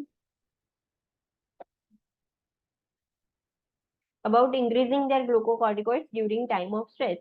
હવે એડ્રિનલેક્ટોમી કરી દેશે, એડ્રિનલ ગ્લેન્ડ રિમૂવ કરી દેશે તો ક્લાયન્ટને પછી જીવે ત્યાં સુધી એક્ઝોજીનસ ગ્લુકોકોર્ટિકોઇડ લેવા પડશે, બાકી એની બોડીમાં તો હવે સિક્રેટ જ નહીં થાય. તો ક્લાયન્ટને પછી સમજાવવાનું કે પીએચસીપી જોડે પ્રોપર એનો પ્લાન લઈ લે અને જ્યારે ડ્યુરિંગ સ્ટ્રેસ હોય ત્યારે એમનું ગ્લુકોકોર્ટિકોઇડ ઇન્ક્રીઝ કરે એવું ક્લાયન્ટને સમજાવવાનું. Assess and protect against post-operative thrombus formation. Cushing syndrome predisposes to thromboemboli. ક્લાયન્ટને સમજાવવાનું સર્જરી પછી થ્રોમ્બસ ફોર્મેશન ના થાય એના માટે અસેસમેન્ટ કરવાનું. આપણે થ્રોમ્બસ ફોર્મેશન નું થાય, થ્રોમ્બસ નોર્મલી કઈ જગ્યાએ વધારે થાય છે, કઈ જગ્યાએ વધારે ફોર્મેશન થાય thrombus after surgery, post delivery, after surgery, લેગ્સમાં થાય તો આપણે અસેસ કરવાનું. આપણે એના માટે જે સાઇન હતી એ જોવાની, સાઇન ચેક કરવાની, ક્લાયન્ટને અર્લી એમ્બ્યુલેશન કરાવી દેવાનું તો થાય જ નહીં. તો એ સાઇન અસેસ કરવાની કારણ કે કુશિંગ સિન્ડ્રોમમાં ચાન્સીસ છે કે થ્રોમ્બોએમ્બોલાઈ ફોર્મ થશે. Allow the client to discuss the feelings related to body appearance. Obviously કે કુશિંગ સિન્ડ્રોમ્સમાં ક્લાયન્ટ કેવું થઈ જશે, એમાં મેઇન કેરેક્ટરિસ્ટિક્સ છે કે મૂન ફેસ ને બફેલો હમ્પ. એનું ફેસ એકદમ ગોલ મટોલ થઈ જશે અને બફેલોમાં કેવું હમ્પ હોય એવું ક્લાયન્ટ આમ થઈ જશે. તો બોડી અપિયરન્સના રિલેટેડ બી એને કન્સર્ન થશે તો ક્લાયન્ટને આપણે અલાઉ કરવાનું કે ડિસ્કસ કરી શકે. Instruct the client about the need to wear a medic alert bracelet. Addison's disease is characterized by the hyposecretion of adrenal cortex hormone, whereas Cushing syndrome and Cushing disease are characterized by the hypersecretion of glucocorticoids. આપણે ખબર છે કે એડિસન્સ ડિઝીઝમાં adrenal કોર્ટેક્સના hormone હાઇપોસિક્રેશન થાય અને કુશિંગ ડિઝીઝમાં જે adrenal કોર્ટેક્સના hormones છે એનું hyper secretion થાય. આ વસ્તુ યાદ રાખવાની. Next is primary hyper aldosteronism. હવે આમાં કયું હોર્મોન ઇન્ક્રીઝ થઈ જાય છે, હાઇપર આલ્ડોસ્ટિરોનિઝમ. એટલે કયું હોર્મોન ઇન્ક્રીઝ થશે, આલ્ડોસ્ટિરોન હોર્મોન ઇન્ક્રીઝ થશે અને એનું નામ છે Conn's syndrome. Addison's disease, Cushing syndrome અને કોન્સ સિન્ડ્રોમ મિક્સઅપ ના કરી લેતા, બધી અલગ વસ્તુ છે. ડિસ્ક્રિપ્શન તો hyper secretion of the mineralocorticoids એટલે કે aldosterone from the adrenal cortex of the adrenal gland. પેલામાં બંને હોર્મોન્સ અફેક્ટ થતા હતા, આમાં ગ્લુકોકોર્ટિકોઇડ અફેક્ટ નથી થતું, ખાલી મિનરલોકોર્ટિકોઇડ અફેક્ટ થાય છે અને એનું હાઇપર સિક્રેશન થાય છે. મોસ્ટ કોમનલી કોઝ બાય એડિનોમા, ટ્યુમરના લીધે જ થતું હોય છે hyper secretion. Excess secretion of aldosterone causes sodium and water retention and potassium excretion, leading to hypertension and hypokalemic alkalosis. Mineralocorticoid નું કામ શું છે? Sodium retain, potassium excretion. તો વધારે પડતું સિક્રેટ થશે તો એક્સેસિવ સોડિયમ રિટેન થશે એન્ડ એક્સેસિવ પોટેશિયમ એક્સક્રીટ થઈ જશે. હવે એક્સેસિવ સોડિયમ અને water, sodium and water are best friend. Sodium જેટલું રિટેન થશે એટલું વોટર રિટેન થશે, તો એના લીધે હાઇપરટેન્શન થશે અને એક્સેસિવ પોટેશિયમ લોસ થઈ જશે તો એના લીધે હાઇપોકેલેમિયા થઈ જશે. And what is the relation between hypokalemia and acid alkalosis? Potassium વધે તો એસિડોસિસ થાય, પોટેશિયમ ઘટે તો આલ્કલોસિસ થાય, એમ એટલે Yes. હાઇપોકેલેમિયા છે તો આલ્કલોસિસ થશે. યસ, એના માટેનું એક સેન્ટેન્સ છે કે so goes my patient as goes the pH. જેટલું પીએચ હશે પેશન્ટના સિમ્પટમ્સ એ સાઈડ હશે, પીએચ ઓછી થશે એટલે એસિડોસિસ સાઈડ જશે તો પેશન્ટની કન્ડિશન ડિટોરિએટ થશે, મતલબ પેશન્ટ અનકોન્શિયસ તરફ જશે. એક્સેપ્ટ ફોર પોટેશિયમ, પોટેશિયમ એમાં ઓપોઝિટ જાય છે, તો પીએચ ઓછી થશે, એસિડોસિસ થશે તો પોટેશિયમ ઇન્ક્રીઝ થશે. પોટેશિયમ એ પોઝિટિવ આયન છે, તો હાઇપર કેલેમિયામાં એસિડોસિસ જોવા મળે અને હાઇપોકેલેમિયામાં આલ્કલોસિસ જોવા મળે. અસેસમેન્ટ, કોન્સ સિન્ડ્રોમ છે એના અસેસમેન્ટમાં આપણને શું જોવા મળશે? તો symptoms related to hypokalemia, hypernatremia and hypertension, headache, fatigue, muscle weakness, cardiac dysrhythmia. Potassium છે એ ડાયરેક્ટલી કયા ઓર્ગનને અફેક્ટ કરે છે? હાર્ટ, હાર્ટને, તો કાર્ડિયાક ડિઝરીથમિયા જોવા મળશે. પોટેશિયમ ઇન્ક્રીઝ થાય કે ડિક્રીઝ થાય એને હાર્ટ પર તરત જ અસર થઈ જાય. પેરેસ્થેશિયા એન્ડ ટીટેની. પેરેસ્થેશિયા મતલબ weakness, numbness, tingling sensation of the muscles. અને ટીટેની મતલબ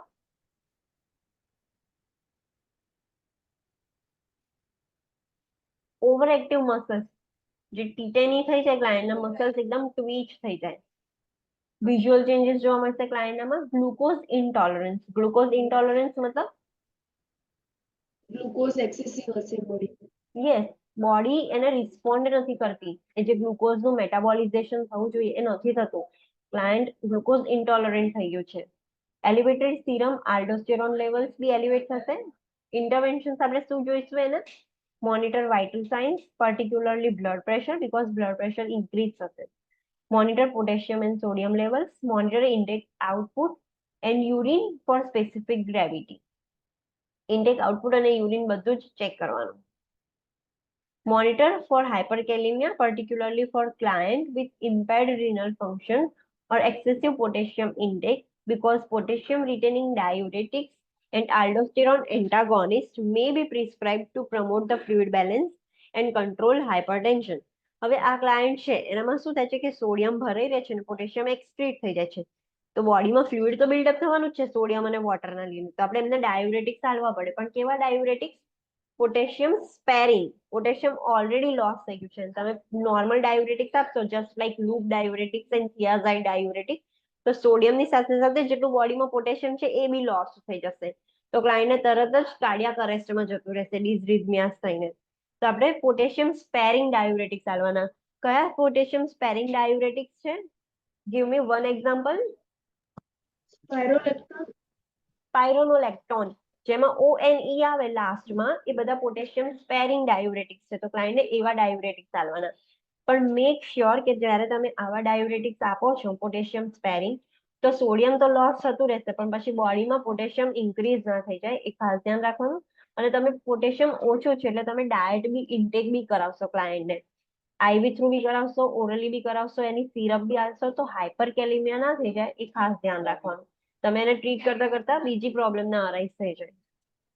Administer potassium supplements as prescribed to treat hypokalemia. Client taking potassium retaining diuretics and potassium supplementation are at risk for hyperkalemia.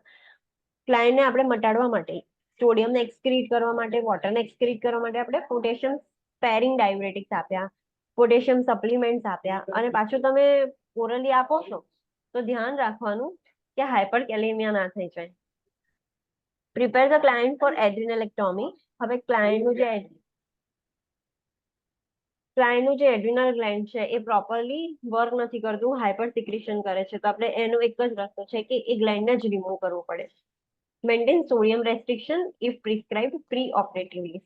હવે સર્જરી કરવાની છે તો પહેલેથી જ ક્લાયન્ટને સોડિયમ રેસ્ટ્રિક્શન કરી દેવાનું સર્જરી પહેલા. Administer glucocorticoid pre-operatively as prescribed to prevent adrenal hypofunction and prepare for stress of the surgery.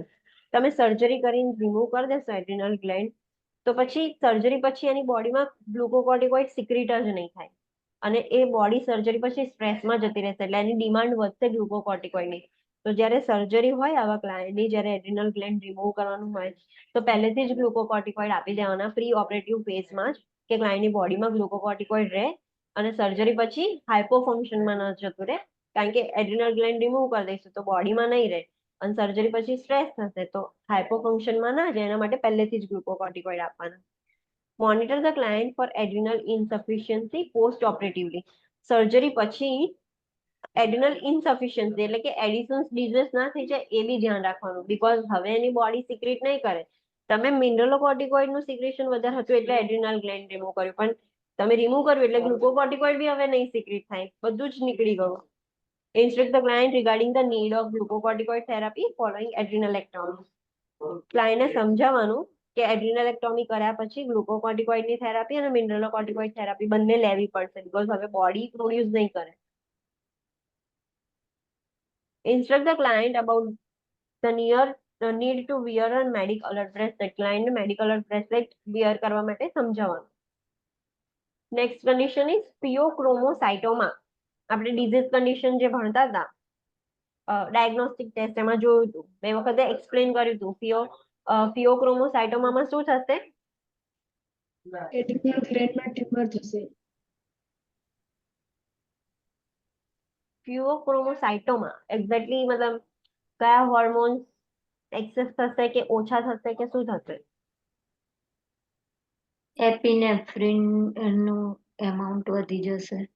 Yes, જે એડ્રિનલ મેડ્યુલા છે એમાંથી એપિનેફ્રિન એન્ડ નોરએપિનેફ્રિનનું સિક્રેશન એક્સેસિવ થઈ જશે. Catecholamine producing tumors usually found in the adrenal medulla, but extra-adrenal locations include chest, bladder, abdomen, and brain. Typically, it is a benign tumor but can be malignant. Adrenal medulla છે એની અંદર tumour થઈ છે. આ બધા જ અમુક hyper secretion ને બધું થયું છે એ ટ્યુમરના લીધે જ થયું છે. ટ્યુમર સેમ હોર્મોન્સના જેવું મતલબ મિમિક કરીને બોડીને હાઇપર ને હાઇપો ફંક્શન કરાવે છે. તો એડ્રિનલ મેડ્યુલામાં ટ્યુમર થઈ છે or else extra adrenal location એટલે કે ચેસ્ટમાં, બ્લેડરમાં, એબ્ડોમનમાં કે બ્રેનમાં થઈ છે જે ટ્યુમર, એ ટ્યુમર એપિનેફ્રિન અને નોર એપિનેફ્રિન રિલીઝ કરશે, કેટેકોલામાઇન રિલીઝ કરશે, પણ બહુ એક્સેસ અમાઉન્ટમાં રિલીઝ કરશે. Excessive amount of epinephrine and norepinephrine are secreted. Diagnostic test include, આપણે જોયું હતું કયો ડાયગ્નોસ્ટિક ટેસ્ટ કરવામાં આવે છે? Medelic acid test. Yes, 24-hour urine collection for fractional metanephrines and catecholamines and creatinine. એ જે 24-hour urine collection for VMA, vanillin mandelic acid, A check કરવા માટે એ જ એનો ડાયગ્નોસ્ટિક ટેસ્ટ છે. 24 અવર સુધી યુરિન કલેક્ટ કરીશું તો આપણને ખબર પડશે કે એપિનેફ્રિન વધારે છે કે નોરએપિનેફ્રિન વધારે છે કે નહીં ખબર પડશે. Surgical removal of adrenal gland is the primary treatment.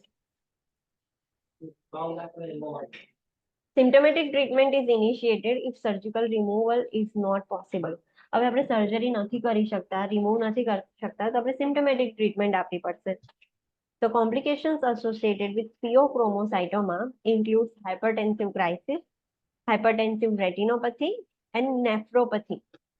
Epinephrine અને નોરએપિનેફ્રિન મેં કીધું હતું એમ સિમ્પેથેટિક એન્ડ પેરાસિમ્પેથેટિક ફંક્શન પર વર્ક કરે છે. તો એપિનેફ્રિન બહુ જ એક્સેસ થઈ જશે તો પેલું જે ફાઇટ મોડ એક્ટિવેટ થઈ જશે, આપણી બોડી હાઇપરટેન્શનમાં જશે, આમ પાલ્પિટેશન્સ થઈ જશે, હાઇપરટેન્શનમાં જશે તો એવું બધું થશે. તો બધા એના કોમ્પ્લિકેશન્સ છે કે ફિયોક્રોમોસાઇટોમાં થઈ જશે ત્યારે બોડીમાં excessive sympathetic nervous system activate થઈ જશે, એના લીધે હાઇપરટેન્શન થઈ જશે, હાઇપરટેન્સિવ ક્રાઇસિસ થઈ જશે, હાઇપરટેન્સિવ રેટિનોપેથી થઈ જશે. Retinopathy means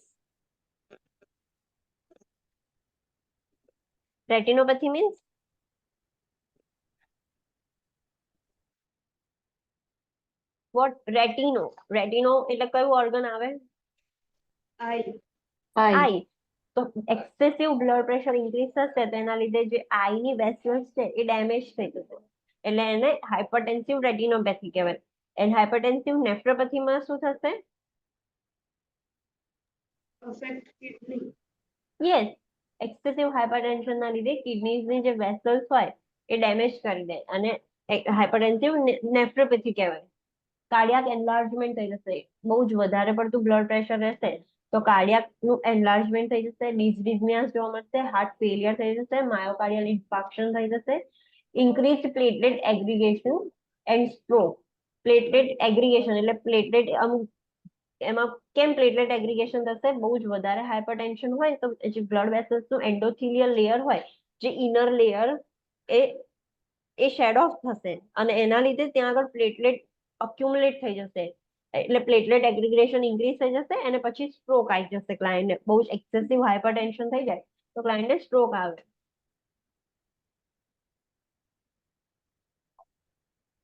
Death can occur from shock, stroke, renal failure, dyslipidemia, and dissecting aortic aneurysm. Client can die because of shock. Stroke ના લીધે બી die થઈ શકે છે, renal failure, dyslipidemia, or dissecting aortic aneurysm. Dissecting aortic aneurysm means જે લોકોનું cardiac system પતી ગયો છે એ લોકોને ખબર હોવી જોઈએ. Dissecting aortic aneurysm means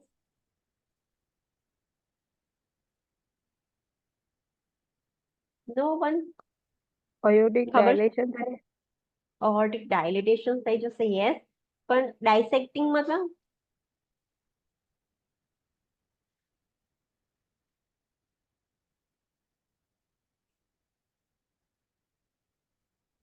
આ નોર્મલ અઓર્ટા છે, બરાબર છે, અહીંથી આમ આર્ક ઓફ અઓર્ટા થઈ આ જે અસેન્ડિંગ અઓર્ટા છે એ છે, બરાબર, જે એબ્ડોમેન આગળ હોય. ડાયસેક્ટિંગ અઓર્ટામાં શું થશે કે અઓર્ટા છે એ આવી રીતે લાર્જ થઈ જશે વચ્ચેથી, ક્યાંકથી આવું લાર્જ થઈ જશે વચ્ચેથી, અને એનું જે લેયર હોય ને એ ડેમેજ થઈ ગયું છે એક્સેસિવ હાઇપરટેન્શનના લીધે. દરેકમાં વિઝરલ અને પેરાઇટલ લેયર હોય, દરેક ઓર્ગનનું 2 લેયર્સ હોય. તો જે બ્લડ છે ને એ અહીંયા આવી જશે, આ જે વચ્ચે જે સ્પેસ છે ને અઓર્ટાની એની વચ્ચે આવી જશે, જે ડબલ મેમ્બ્રેન હોય એની વચ્ચે આવી જશે બ્લડ. બ્લીડિંગ થશે પણ બ્લીડિંગ બહાર નહીં થાય. જે અઓર્ટામાં બી બ્લીડિંગ ના થવું જોઈએ, પણ નોર્મલી જે ડબલ મેમ્બ્રેન હોય ને એની વચ્ચે બ્લીડિંગ થઈ જશે, એને ડાયસેક્ટિંગ અઓર્ટિક એન્યુરિઝમ કહેવાય. Understand? Yes I cannot draw properly because mouse થી થતું નથી properly draw થતું. હું તમને you can search on Google કે dissecting aortic aneurysm શું હોય, તમને images જોવા મળશે તો તમને એકદમ exactly clarify થશે કે એમાં શું થાય.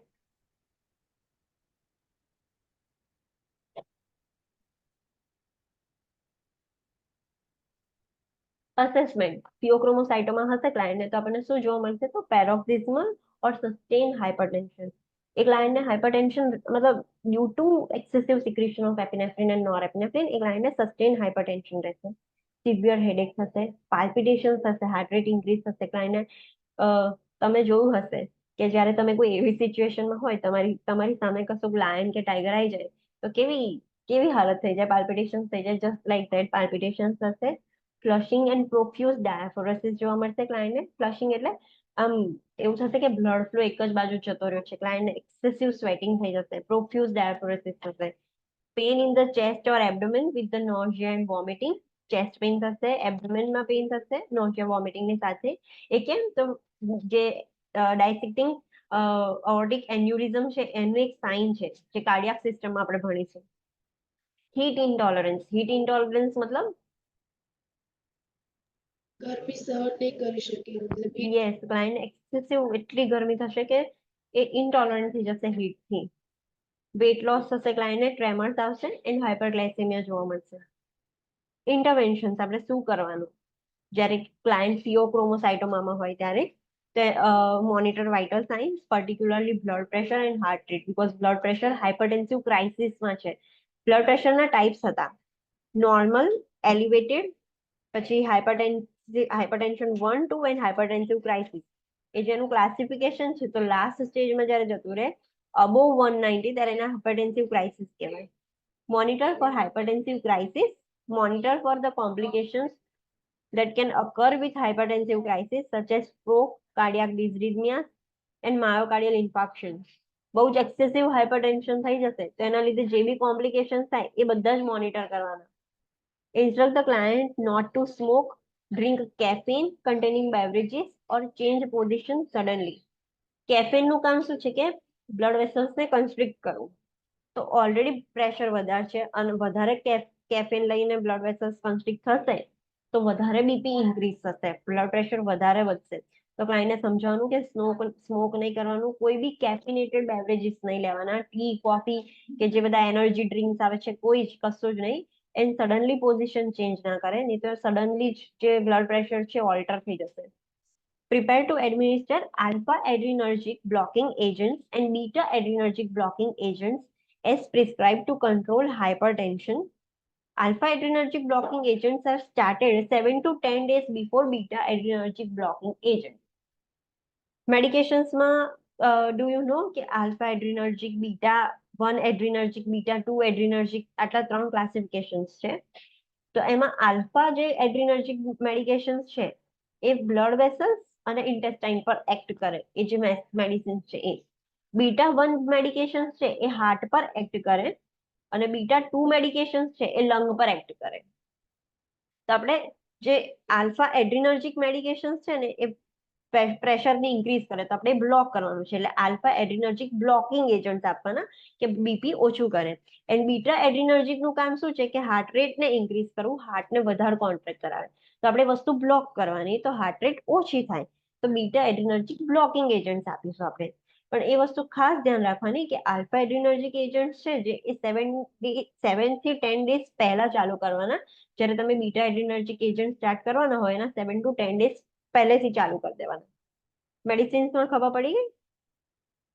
આલ્ફા એડ્રીનર્જિક વેસલ્સ પર એક્ટ કરશે અને બીટા એડ્રીનર્જિક છે એ હાર્ટ પર અફેક્ટ કરશે. તો આપણે બ્લડ પ્રેશર ઓછું કરવા માટે અને હાર્ટ રેટ ને બધું ઓછું કરવા માટે, જે ડિસરિથમિયાસ છે એ ઓછું કરવા માટે alpha and beta adrenergic blocking agent આપીશું. Monitor serum glucose level, promote rest and non stressful environment. Rest promote કરવાનું અને નોન સ્ટ્રેસફુલ એન્વાયરમેન્ટ કરવાનું, બીકોઝ સ્ટ્રેસફુલ એન્વાયરમેન્ટમાં એપિનેફ્રિન અને નોરેપિનેફ્રિન સિક્રેટ થાય. Provide a diet high in calories, vitamin and minerals. Prepare the client for adrenalectomy. અગર બહુ severely over secretion છે, hyper secretion છે, you can not control through medication, તો તમારે એટ ધ એન્ડ સર્જરી જ કરવી પડશે.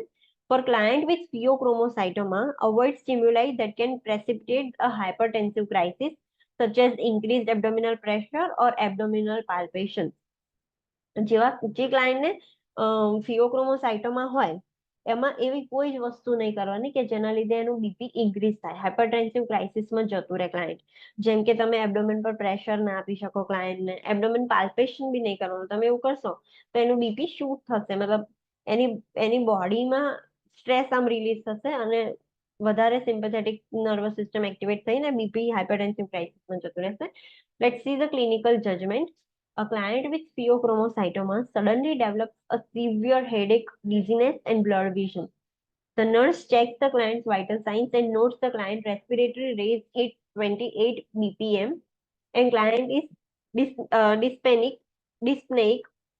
The blood pressure is 220 by 140 mm of Hg. The nurse analyzes these cues, determines that the client is developing the hypertensive crisis, and takes the following actions. આ sign and symptoms જોઈને નર્સને identify થઈ ગયું કે okay આ બધા sign and symptoms હાઇપરટેન્સિવ ક્રાઇસિસના છે. તો હવે એને ખબર પડી ગઈ કે હાઇપરટેન્સિવ ક્રાઇસિસ છે, તો હવે એને શું કરવાના, કયા ઇન્ટરવેન્શન્સ લેવાના, તમને ક્વેશ્ચન્સમાં પૂછે તો તમારે આ જ ઇન્ટરવેન્શન્સ ફોલો કરવાના. Place the client in semi Fowler position. પહેલા જ ક્લાયન્ટને સેમી ફાઉલર પોઝિશનમાં મૂકી દેવાનું, બીકોઝ એની બ્રીથ 28 છે અને ડિઝનિયા થાય છે ક્લાયન્ટને. તો એને રિલીવ કરવા માટે આપણે એરવે બ્રીથિંગ એ ફર્સ્ટ પ્રાયોરિટીમાં આવે, એટલે પહેલા પોઝિશન આલી દેવાની. Notify the PHCP. Prepare to administer oxygen. Start IV infusion of 0.9% normal saline solution and infuse it slowly to prevent fluid volume overload, which would further increase the blood pressure. Fluid આપવાનું પણ એટલું બધું fast નહીં આપવાનું, જે rate છે એ ઓછો રાખવાનો, બીકોઝ તમે ફાસ્ટ આપશો તો બીપી વધારે ઇન્ક્રીઝ થશે.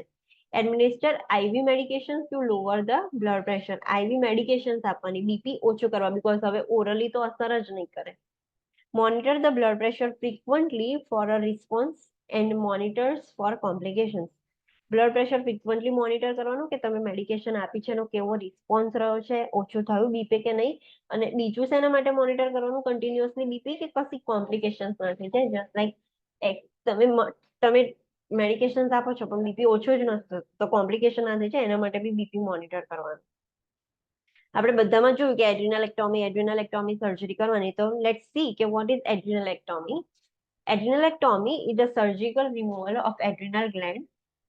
એડ્રિનલ ગ્લેન્ડનું આપણે સર્જિકલી રિમૂવલ કરી દઈએ છીએ. Lifeline glucocorticoid and mineralocorticoid replacement is necessary with bilateral adrenalectomy. જેને બંને સાઈડના એડ્રિનલ ગ્લેન્ડ નીકાળી દે એમને જીવે ત્યાં સુધી ગ્લુકોકોર્ટિકોઇડ અને મિનરલોકોર્ટિકોઇડનું રિપ્લેસમેન્ટ જોઈશે. Temporary glucocorticoid replacement usually up to 2 years is necessary after unilateral adrenalectomy. જ્યારે કોઈને વન સાઈડનું એડ્રિનલ ગ્લેન્ડ રિમૂવ કરવામાં આવે ત્યારે એને ટેમ્પરરી ગ્લુકોકોર્ટિકોઇડ રિપ્લેસમેન્ટ જોઈએ. 2 years સુધી એને ટેમ્પરરી રિપ્લેસમેન્ટ જોઈએ. પછી જે એક એડ્રિનલ ગ્લેન્ડ છે એનું ફંક્શન ટેક ઓવર કરી લેશે, પણ ફર્સ્ટ 2 years માટે એને બહારથી જોઈશે. Catecholamine level drop as a result of surgery, which can result in cardiovascular collapse, hypotension, shock, and client need to be monitored closely. આપણે જોયું કે કેટેકોલામાઇન્સ ઇન્ક્રીઝ થશે તો સિમ્પેથેટિક સાઇડ જશે અને ડિક્રીઝ થઈ જશે તો પેરાસિમ્પેથેટિક સાઇડ જતા રહેશે. તો કેટેકોલામાઇનનું લેવલ સડનલી ડ્રોપ થઈ જાય સર્જરી પછી, બીકોઝ સડનલી જ બધા હોર્મોન્સનું રિલીઝ સ્ટોપ થઈ જશે ને, રિમૂવ કરી દઈશું તો આપણે ખાસ ધ્યાન રાખવાનું કે એ બધું ડ્રોપ સાઈડ ના જતું રહે, પેરાસિમ્પેથેટિક સાઈડ ના જતું રહે, એટલે કાર્ડિયોવેસ્ક્યુલર કોલેપ્સ થઈ જશે. મતલબ બ્લડ વોલ્યુમ ને બધું સડનલી ઓછું થઈ જશે, હાઇપોટેન્શન થઈ જશે ક્લાયન્ટ હાઇપોવોલેમિક શોકમાં જઈ શકે છે. તો બધું જ મોનિટર કરવાનું.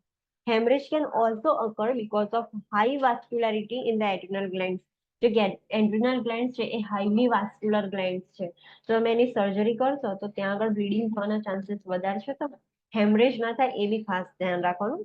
હેમરેજના બી સાઇન્સ મોનિટર કરવાના. પ્રી ઓપરેટિવ ઇન્ટરવેન્શન, જે ક્લાયન્ટને એડ્રિનલેક્ટોમી સજેસ્ટ કર્યું છે તો પ્રી ઓપરેટિવ તમે કેવા ઇન્ટરવેન્શન લેશો? Monitor electrolyte levels and correct electrolyte imbalances. ઇલેક્ટ્રોલાઇટના લેવલ મોનિટર કરવાના અને કરેક્ટ કરવાના. Assess for dysrhythmia, monitor for hyperglycemia, હાઇપરગ્લાઇસેમિયાનું મોનિટરિંગ કરવાનું. Protect the client from infection, administer glucocorticoids as prescribed. Post interventions, operative ઇન્ટરવેન્શન્સમાં શું ધ્યાન રાખવાનું? તો monitor vital signs, monitor intake and output.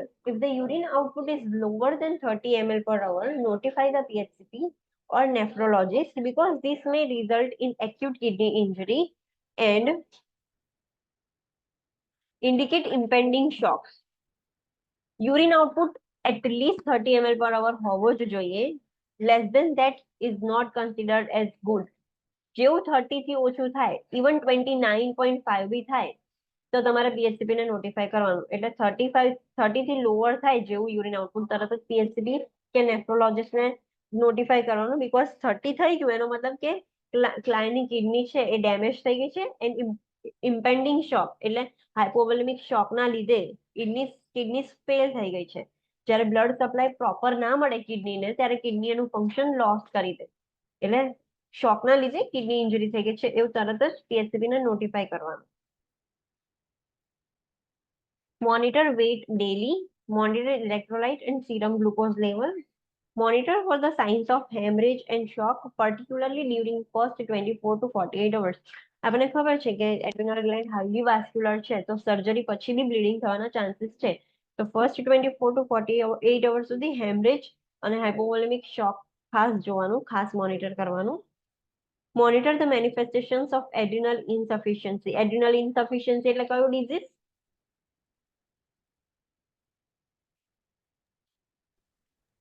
Addition. તો આપણે સર્જિકલી રિમૂવ કરી દઈએ છીએ એડ્રિનલ ગ્લેન્ડ તો બોડીમાં એકદમ ડેફિશિયન્સી થઈ જશે એડ્રિનલ હોર્મોન્સની. તો એ બી ધ્યાન રાખવાનું. એના માટે ટેબલ 47.1 આપણે જે સાઇન એન્ડ સિમ્પટમ્સ જોયા હતા એડ્રિનલ એડિશન્સ ડિઝીઝ એ મોનિટર કરવાના. assess for dressing, assess the dressing for drainage. જે બી સર્જિકલ ડ્રેસિંગ છે એ ડ્રેનેજ માટે અસેસ કરવાનું. 4 ટાઈપ્સ ઓફ ડિફરન્ટ ડ્રેનેજ હતા, તો એના પરથી તમને આઈડેન્ટિફાઈ થઈ જાય કે ક્લાયન્ટને હેમરેજ છે કે નહીં. Monitor four પેરાલિટિક ઇલિયસ. પેરાલિટિક ઇલિયસ મતલબ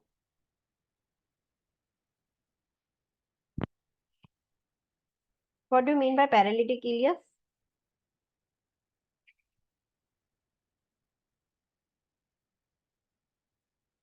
તમારા લોકોને FON માં પેરી ઓપરેટિવ નર્સિંગ કેર ખતમ થઈ ગયું છે ચેપ્ટર ઓનલાઈન સ્ટુડન્ટ? FON માં પેરી operative nursing care chapter finish થઈ ગયું છે કે નથી થયું?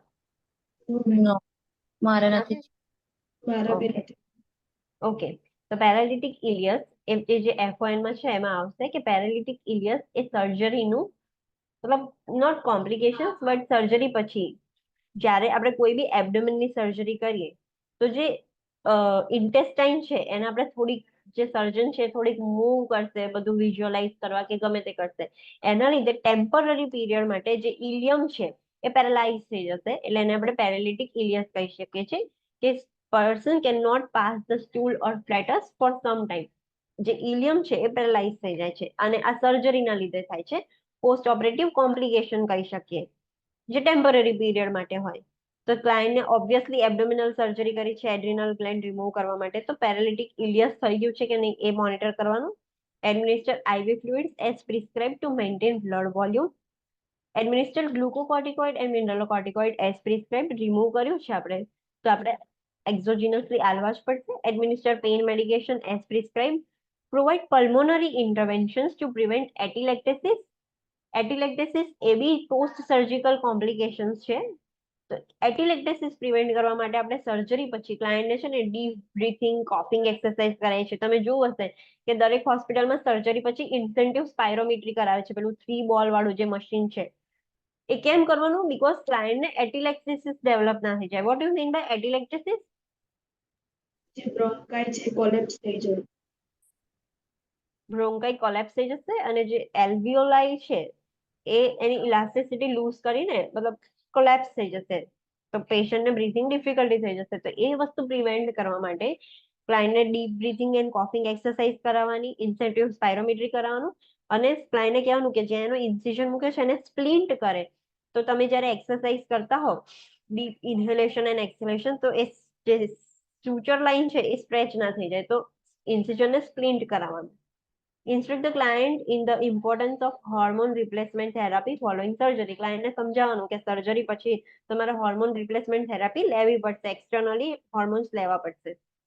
Instruct the client regarding sign and symptoms of complications such as under replacement and over replacement of hormones. ક્લાયન્ટને કહેવાનું કે ખાસ ધ્યાન રાખે કે અંડર રિપ્લેસમેન્ટ ના રહે અને ઓવર રિપ્લેસમેન્ટ ના થઈ જાય તમે એક્સટર્નલી હોર્મોન્સ લેતા હોવ તો. And instruct the client regarding the need to wear a medic alert bracelet. ક્લાયન્ટને સમજાવવાનું કે medic alert bracelet wear કરે. So these are the problems of which gland? Adrenal gland. Okay. કયા કયા ડિઝીઝ હતા? Adrenal ગ્લેન્ડમાં ગ્લુકોકોર્ટિકોઇડ અને મિનરલોકોર્ટિકોઇડ નું સિક્રેશન ઓછું થઈ જાય તો કયો ડિઝીઝ થાય? Addison disease. Addison's disease. Okay, અને વધી જશે તો કુશિંગ્સ ડિઝીઝ ઓર કુશિંગ્સ સિન્ડ્રોમ. હવે ખાલી મિનરલોકોર્ટિકોઇડ્સ નું સિક્રેશન એક્સેસ થઈ જશે તો કયો ડિઝીઝ કહેવાશે? Conn's disease. Conn's syndrome. Conn's syndrome. અને એપિનેફ્રિન અને નોર એપિનેફ્રિન નું સિક્રેશન એકદમ એક્સેસિવ ઇન્ક્રીઝ થઈ જશે તો કઈ ડિઝીઝ કહેવાશે? Pheochromocytoma. પિયોક્રોમોસાઇટોમા. યસ. તો તમારે આવી રીતે યાદ રાખવાનું, નોટ્સ બનાવી દેવાની કે શેમાં શું ઇન્ક્રીઝ થાય છે, શું ડિક્રીઝ થશે. બીકોઝ જ્યારે તમે ક્વેશ્ચન અટેન્ડ કરશો ત્યારે તમને ડાયરેક્ટલી મતલબ તમારે થોડુંક દિમાગને તમારા બ્રેનને સ્ટ્રોંગ કરીને ક્વેશ્ચન સોલ્વ કરવા પડશે. અને દરેકમાં મિનરલોકોર્ટિકોઇડ ઇન્ક્રીઝ થાય તો એનું ઇલેક્ટ્રોલાઇટ્સ પર શું અસર થશે, એના બીજા જે ફંક્શન્સ હતા ગ્લુકોઝ ઇન્ક્રીઝ થશે ડિક્રીઝ થશે, એ બધું જ તમારે રિલેટ કરવાનું, બધું જ તમારે યાદ કરવાનું. એ લોકો તમને ડાયરેક્ટ ક્વેશ્ચન્સ નહીં પૂછે, એકદમ simple. Okay, so let's take 5 minutes break. પછી આપણે થાઇરોઇડ ગ્લેન્ડના પ્રોબ્લેમ સ્ટાર્ટ કરીએ.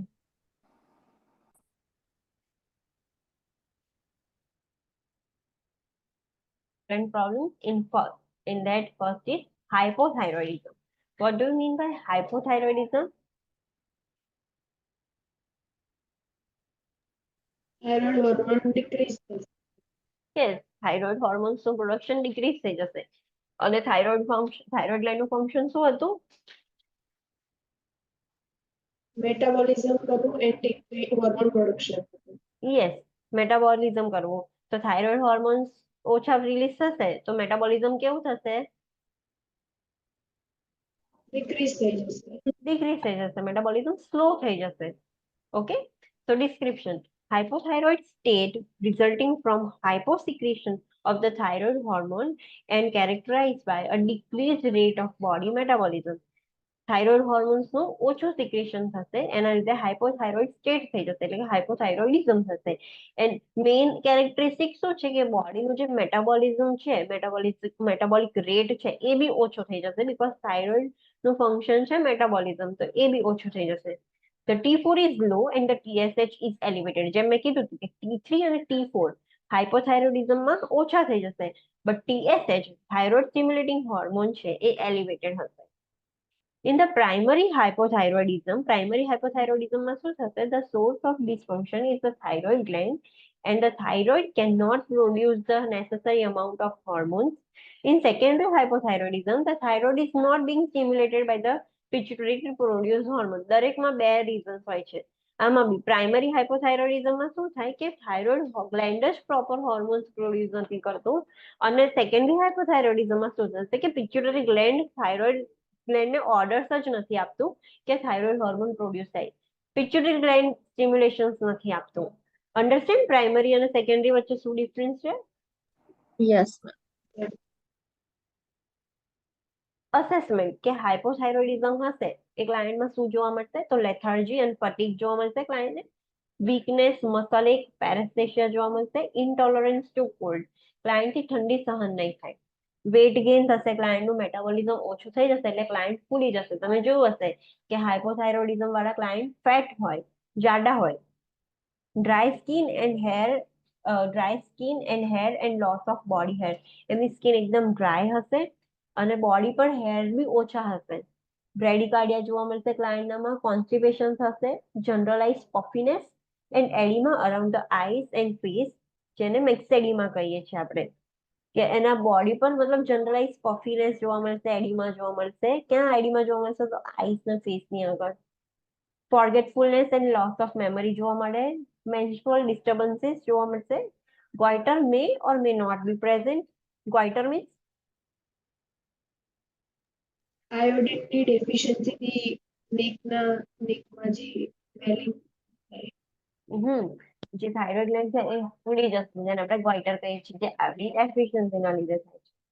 Cardiac enlargement, tendency to develop heart failure, cardiac enlarge થઈ જશે અને એના લીધે ચાન્સીસ છે કે હાર્ટ ફેલિયર બી ડેવલપ થઈ શકે છે. These are assessment of hypothyroidism. હવે આપણે ઇન્ટરવેન્શન્સ જોઈશું. તો હાઇપોથાઇરોઇડિઝમમાં શું કરવાનું? ઓછું છે હોર્મોન તો આપણે બહારથી આપીશું. જ્યારે વધી જાય ત્યારે એનો એક જ રસ્તો છે કે એને એ ગ્લેન્ડને જ રિમૂવ કરી દો, પણ ઓછું છે તો આપણે બહારથી આપીને બી એને બેલેન્સ કરી શકીએ છીએ. Monitor vital signs including heart rate and rhythm, administer thyroid replacement, એટલે કે levothyroxine sodium is most commonly prescribe. તમે જોયું હશે જેટલા બી હાઇપોથાઇરોઇડિઝમ વાળા ક્લાયન્ટ હશે એમની જોડે પિંક કલરની લિવોથાઇરોક્સિનની ડબ્બી હશે, જે અર્લી મોર્નિંગ એ લોકો રહેતા હશે. ડોઝેજ અલગ અલગ હશે, મેડિસિન સેમ હોય, પણ ડિપેન્ડિંગ અપોન ધ નીડ કે 25 mg, 50 mg, 75 mg ની કેટલી જોઈએ છે ને એના ઉપર ડિપેન્ડ કરે. Instruct the client about thyroid replacement therapy and about the clinical manifestations of both hypothyroidism and hyperthyroidism related to under replacement and over replacement of hormone. ક્લાયન્ટને સમજાવવાનું થાઇરોઇડ રિપ્લેસમેન્ટ થેરાપી રિલેટેડ, એટલે ક્લાયન્ટને સમજાવવું પડે કે હવે તમારા body secret નથી કરતી તો તમારે રિપ્લેસમેન્ટ જ લેવું પડશે બહારથી. પણ એવી ખાસ સમજાવવાનું, હાઇપો અને હાઇપર બંને વિશેનું નોલેજ આપવાનું કે તમે અંડર રિપ્લેસમેન્ટ લેશો તો તમને હાઇપોથાઇરોઇડિઝમ જ રહેશે, એ ક્યોર ને એટલે એનું ક્યોર તો નથી બટ એ સિમ્ટમ્સ એના મેનેજ નહીં થાય. અને તમે ઓવર રિપ્લેસમેન્ટ લઈ લેશો, એ જે આપણે બહારથી આપીએ છીએ લિવોથાઇરોક્સિન સોડિયમ જે ટેબ્લેટ છે, ઓવર રિપ્લેસમેન્ટ લઈ લેશો તો તમને હાઇપરથાઇરોઇડિઝમ થઈ જશે. તો એ વસ્તુ ક્લાયન્ટને સમજાવવાની કે અંડર ને ઓવર રિપ્લેસમેન્ટ ના થાય. Instruct the client in a diet low in calorie, cholesterol and saturated fat discuss a daily exercise program such as walking. ક્લાયન્ટને લો કેલરી વાળું ડાયટ આપવાનું. આપણે નહીં આપીએ ને તો બી ક્લાયન્ટ નહીં ખાય, બીકોઝ એનું મેટાબોલિઝમ જેટલું સ્લો થઈ જશે ને કે એને ભૂખ બી નહીં લાગે. એ થોડુંક ખાશે એને મતલબ ડાયજેસ્ટ બી એટલું ઇઝીલી ફટાફટ નહીં થઈ જાય. તો એ ક્લાયન્ટ ઓલરેડી બધું ખાવાનું બી ઓછું લેશે, લો કેલરી, લો કોલેસ્ટ્રોલ અને લો સેચ્યુરેટેડ ફેટ્સનું ફૂડ લેશે. અને ક્લાયન્ટને સમજાવવાનું કે તમે એક્સરસાઇઝ કરો, એટલીસ્ટ ડેલી વોક કરવાનું સ્ટાર્ટ કરો. Assess the client for constipation. Provide roughage and fluid to prevent the constipation. ક્લાયન્ટને ફાઇબર રિચ ફૂડ અને ફ્લુઇડ આપવાનું કોન્સ્ટિપેશન પ્રિવેન્ટ કરવા માટે. Provide a warm environment for the client. Avoid sedatives and opioid analgesics because of increased sensitivity to these medications may precipitate myxedema coma. ક્લાયન્ટને કહેવાનું કે sedatives જે હોય medications, એ પછી opioid analgesics. Opioid analgesics એટલે કયા? Morphine, codeine. Yes, morphine, codeine છે, એ બધા ઓપિયોઇડ એનાલ્જેસિક્સ કહેવાય. તે બધું અવોઇડ કરવાનું, બીકોઝ આ જે ડ્રગ્સ છે, લિવોથાયરોક્સિન ડ્રગ્સ છે, એ હાઈલી સેન્સિટિવ છે.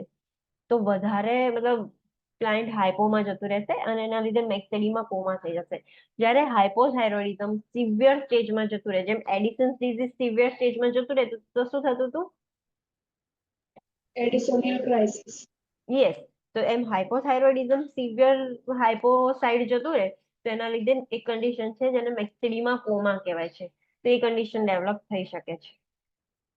Next condition is myxedema coma. Myxedema coma is a rare but serious disorder that results from persistently low thyroid production. એ બહુ રેર છે, બધાને ના થાય.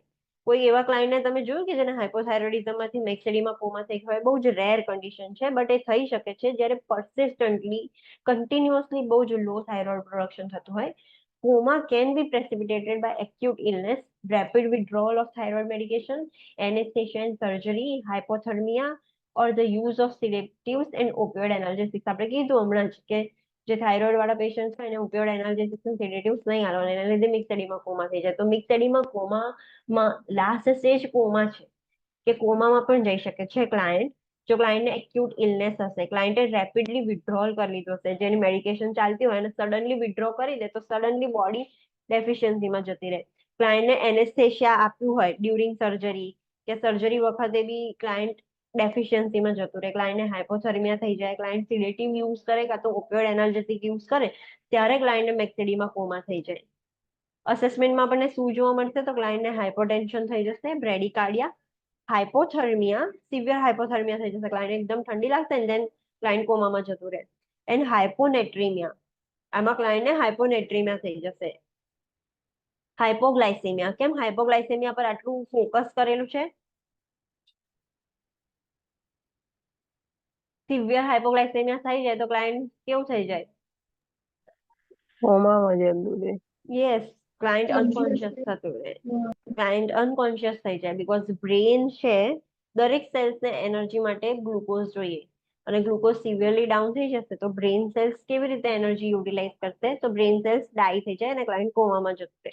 સિવિયર હાઇપોગ્લાયસેમિયા થઈ જાય એટલે જનરલાઇઝ એડીમાં થઈ જશે, respiratory failure and at the end કોમામાં જતું રહેશે client. Interventions maintain a patent airway, because આપણે જોયું કે રેસ્પિરેટરી ફેલિયર થઈ જશે, કોમામાં જશે, એ સિવિયર કન્ડિશન છે, તો એરવે ખાસ મેન્ટેન કરવાનું.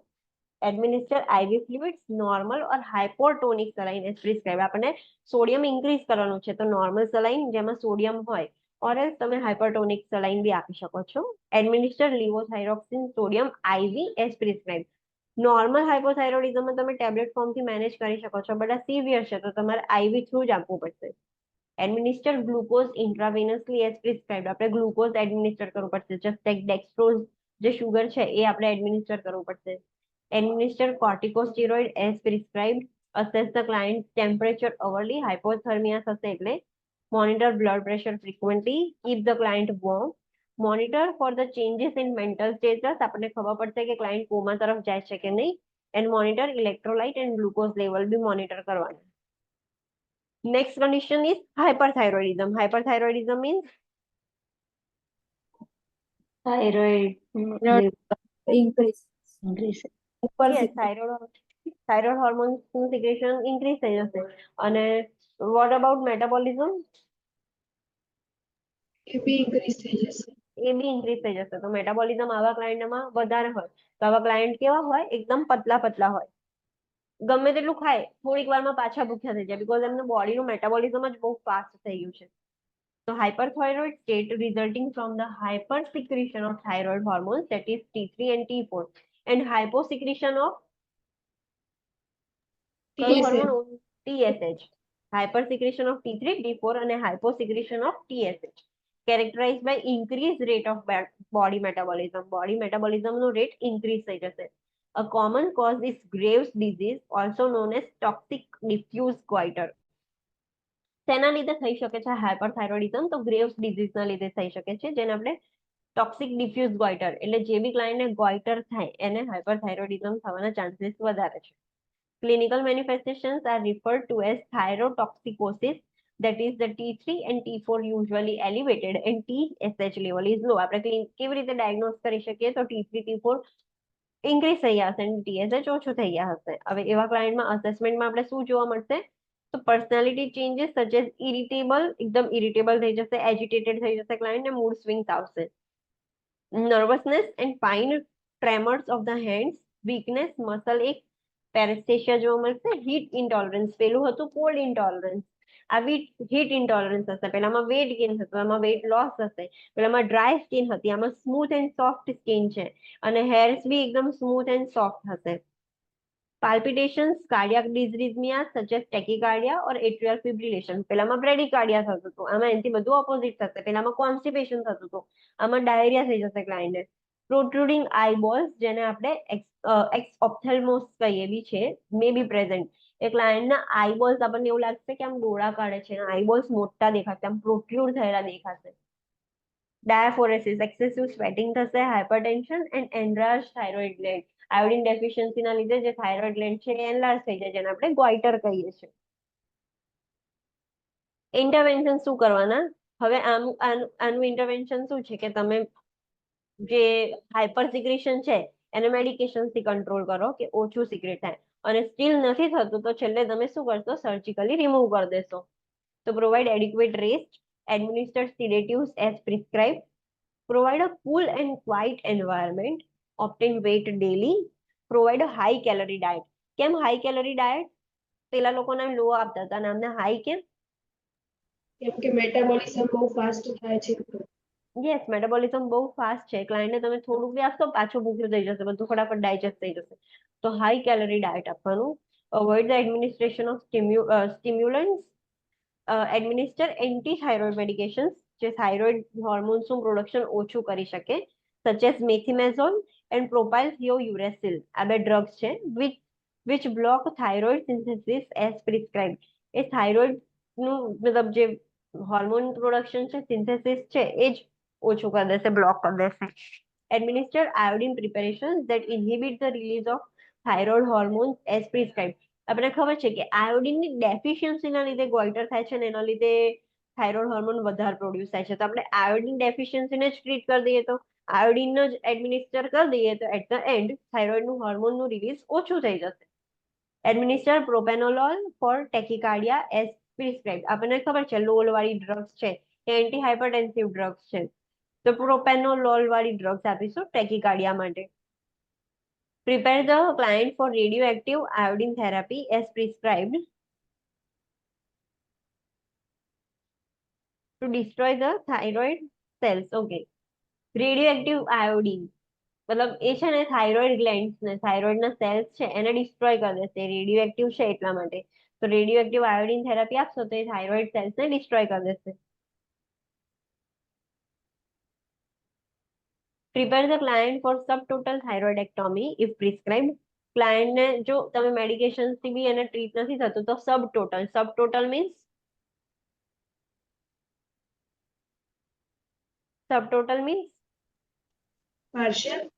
Partial removal of the thyroid gland. આખું થાઇરોઇડ ગ્લેન્ડ રિમૂવ નહીં કરીએ, આપણે હાફ જ રિમૂવ કરીશું.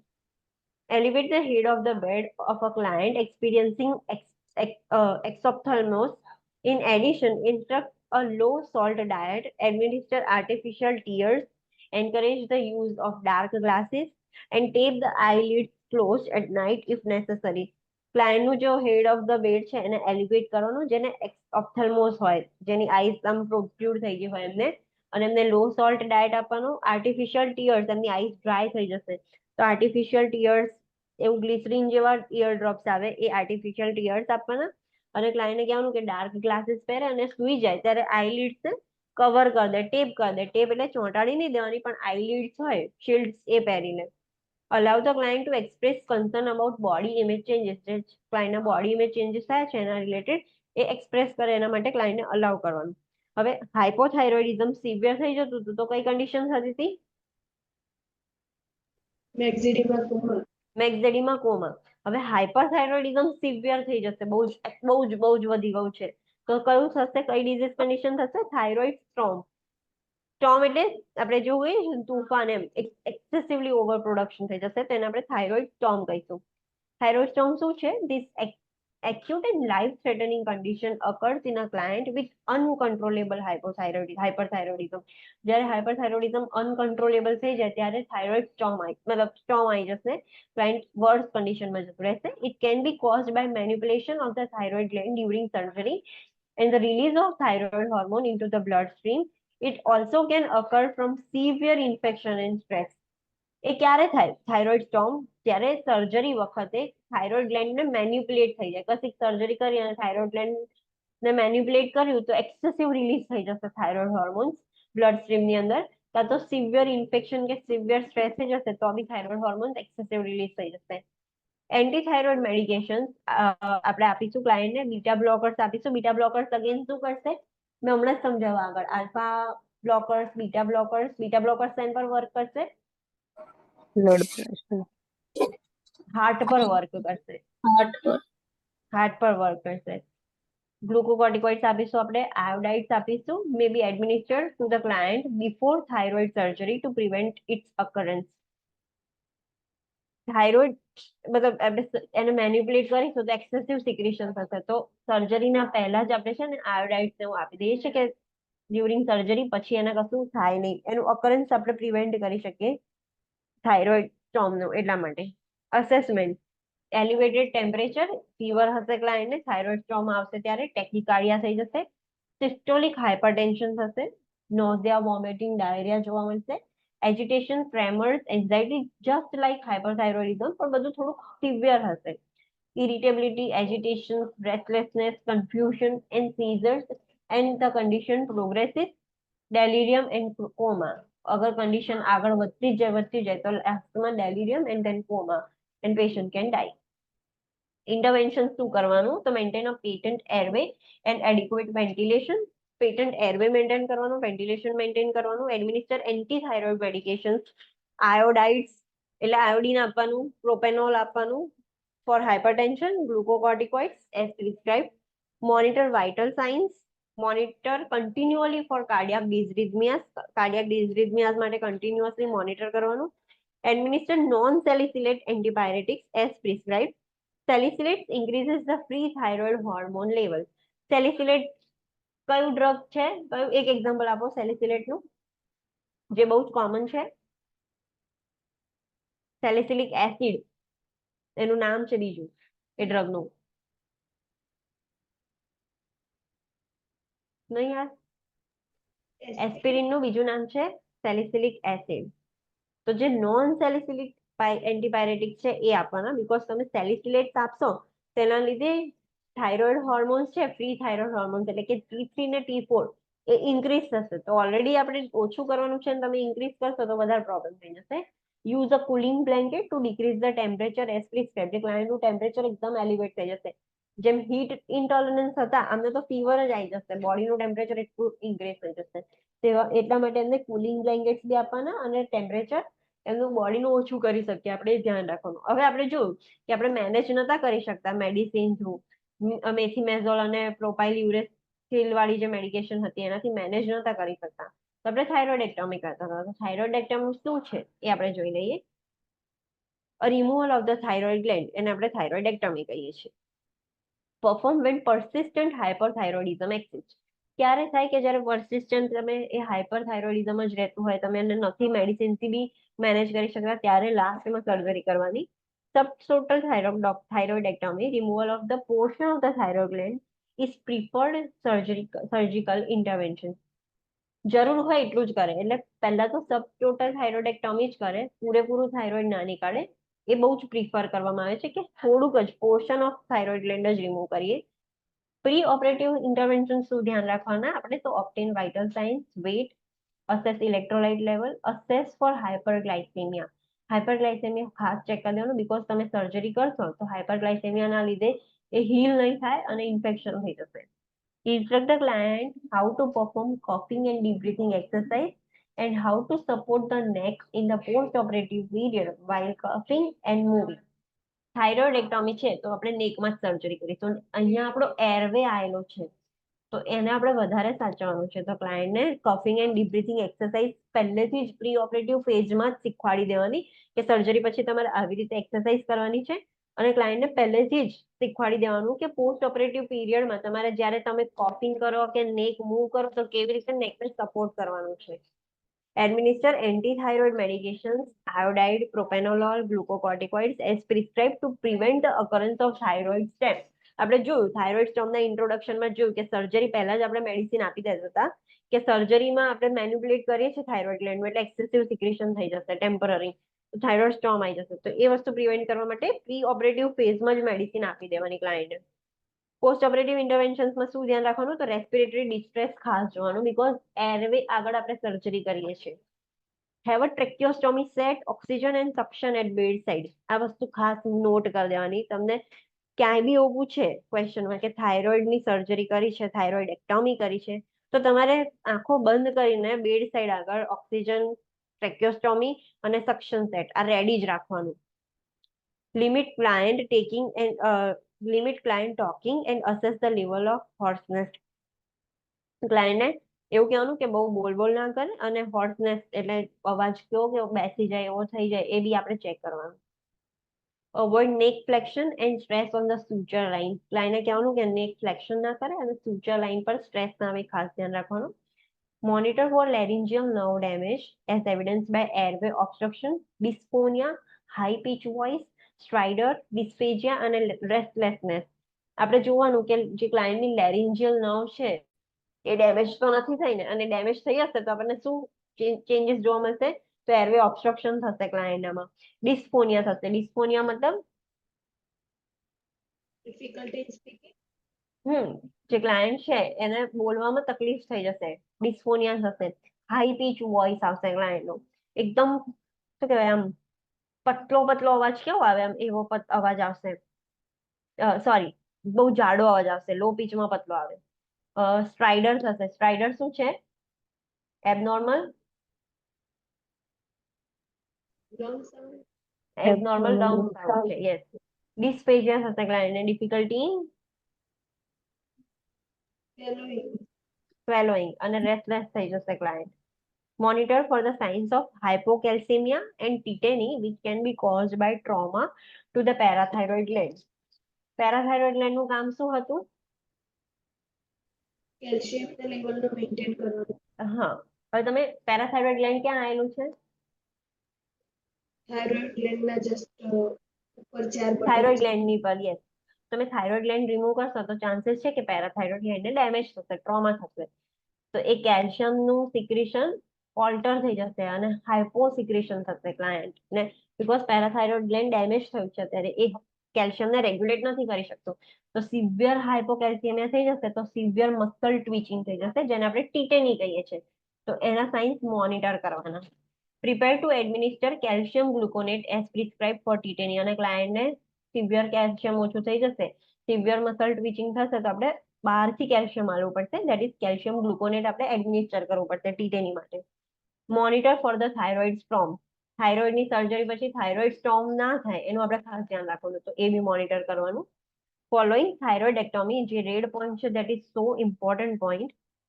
Monitor thyroidectomy, maintain the client in a semi-fowler's position because airway આગળ છે, એરવેમાં કોઈ ચાન્સ નહીં લેવાનું.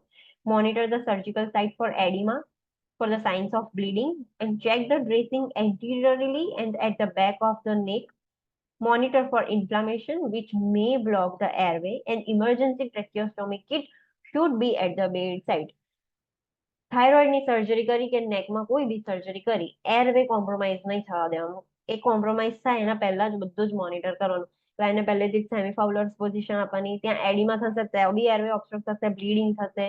ડ્રેસિંગ મટીરિયલ ચેક કરતું રહેવાનું, ઇન્ફ્લામેશન ચેક કરતું રહેવાનું. આ કશું બી ના થવું જોઈએ. જો થશે તો એરવે બ્લોક થઈ જશે. અને ક્લાયન્ટને થાઇરોઇડની સર્જરી કે નેકની કોઈ બી સર્જરી હોય જોડે ટ્રેક્યોસ્ટોમી કીટ રાખવાનું જ કે ગમે ત્યારે આર્ટિફિશિયલ એરવે આપણે બનાવવો પડશે બ્લોક થઈ જાય તો. હવે સાઇન્સ ઓફ ટીટેની. ટીટેની છે એમાં આપણે કેવી રીતે ખબર પડશે? તો કાર્ડિયાક ડિઝરીથમિયા જોવા મળશે. કાર્પોપેડલ સ્પાઝમ. કાર્પોપેડલ સ્પાઝમ મતલબ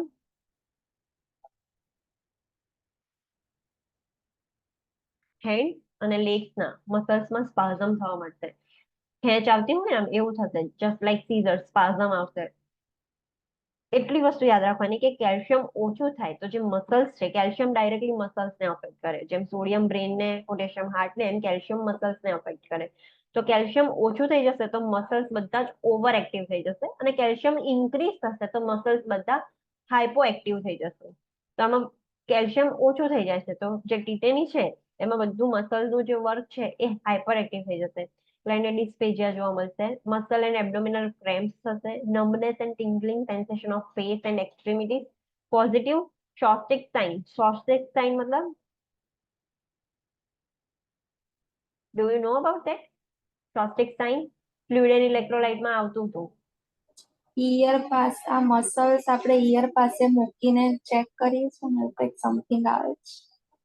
somewhat correct and somewhat incorrect.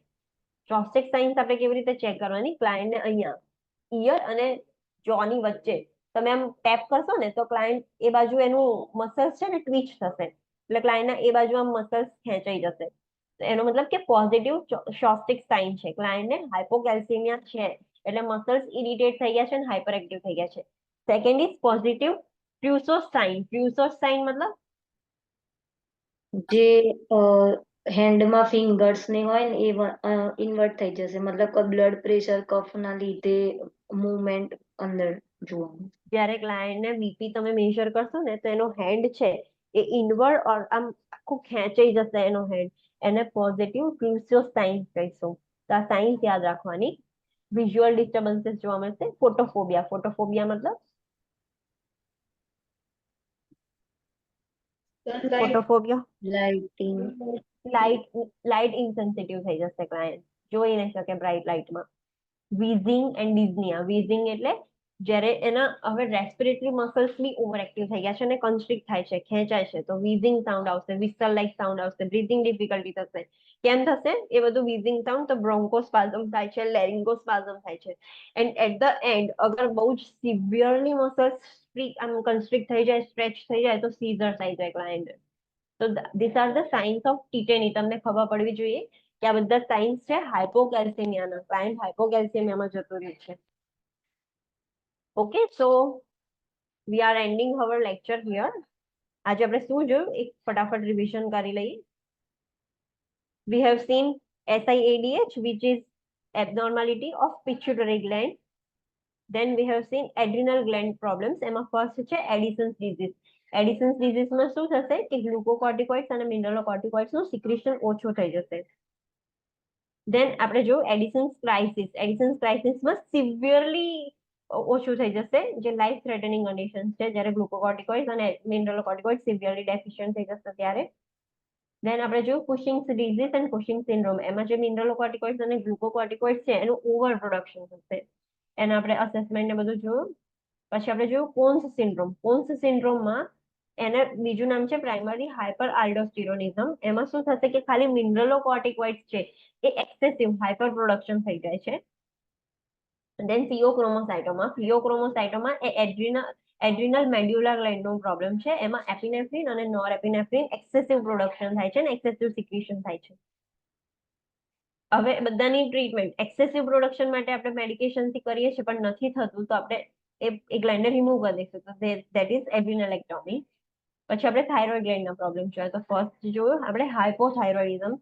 Severely low production of thyroid hormones T3 અને T4 એકદમ ઓછું થઈ જશે અને TSH ઇન્ક્રીઝ થઈ જશે અને બોડીનું મેટાબોલિઝમ એકદમ ડાઉન થઈ જશે. ક્લાયન્ટ જાડું થઈ જશે, ફૂલી જશે, મેટાબોલિઝમ ઓછું થઈ જશે એટલે.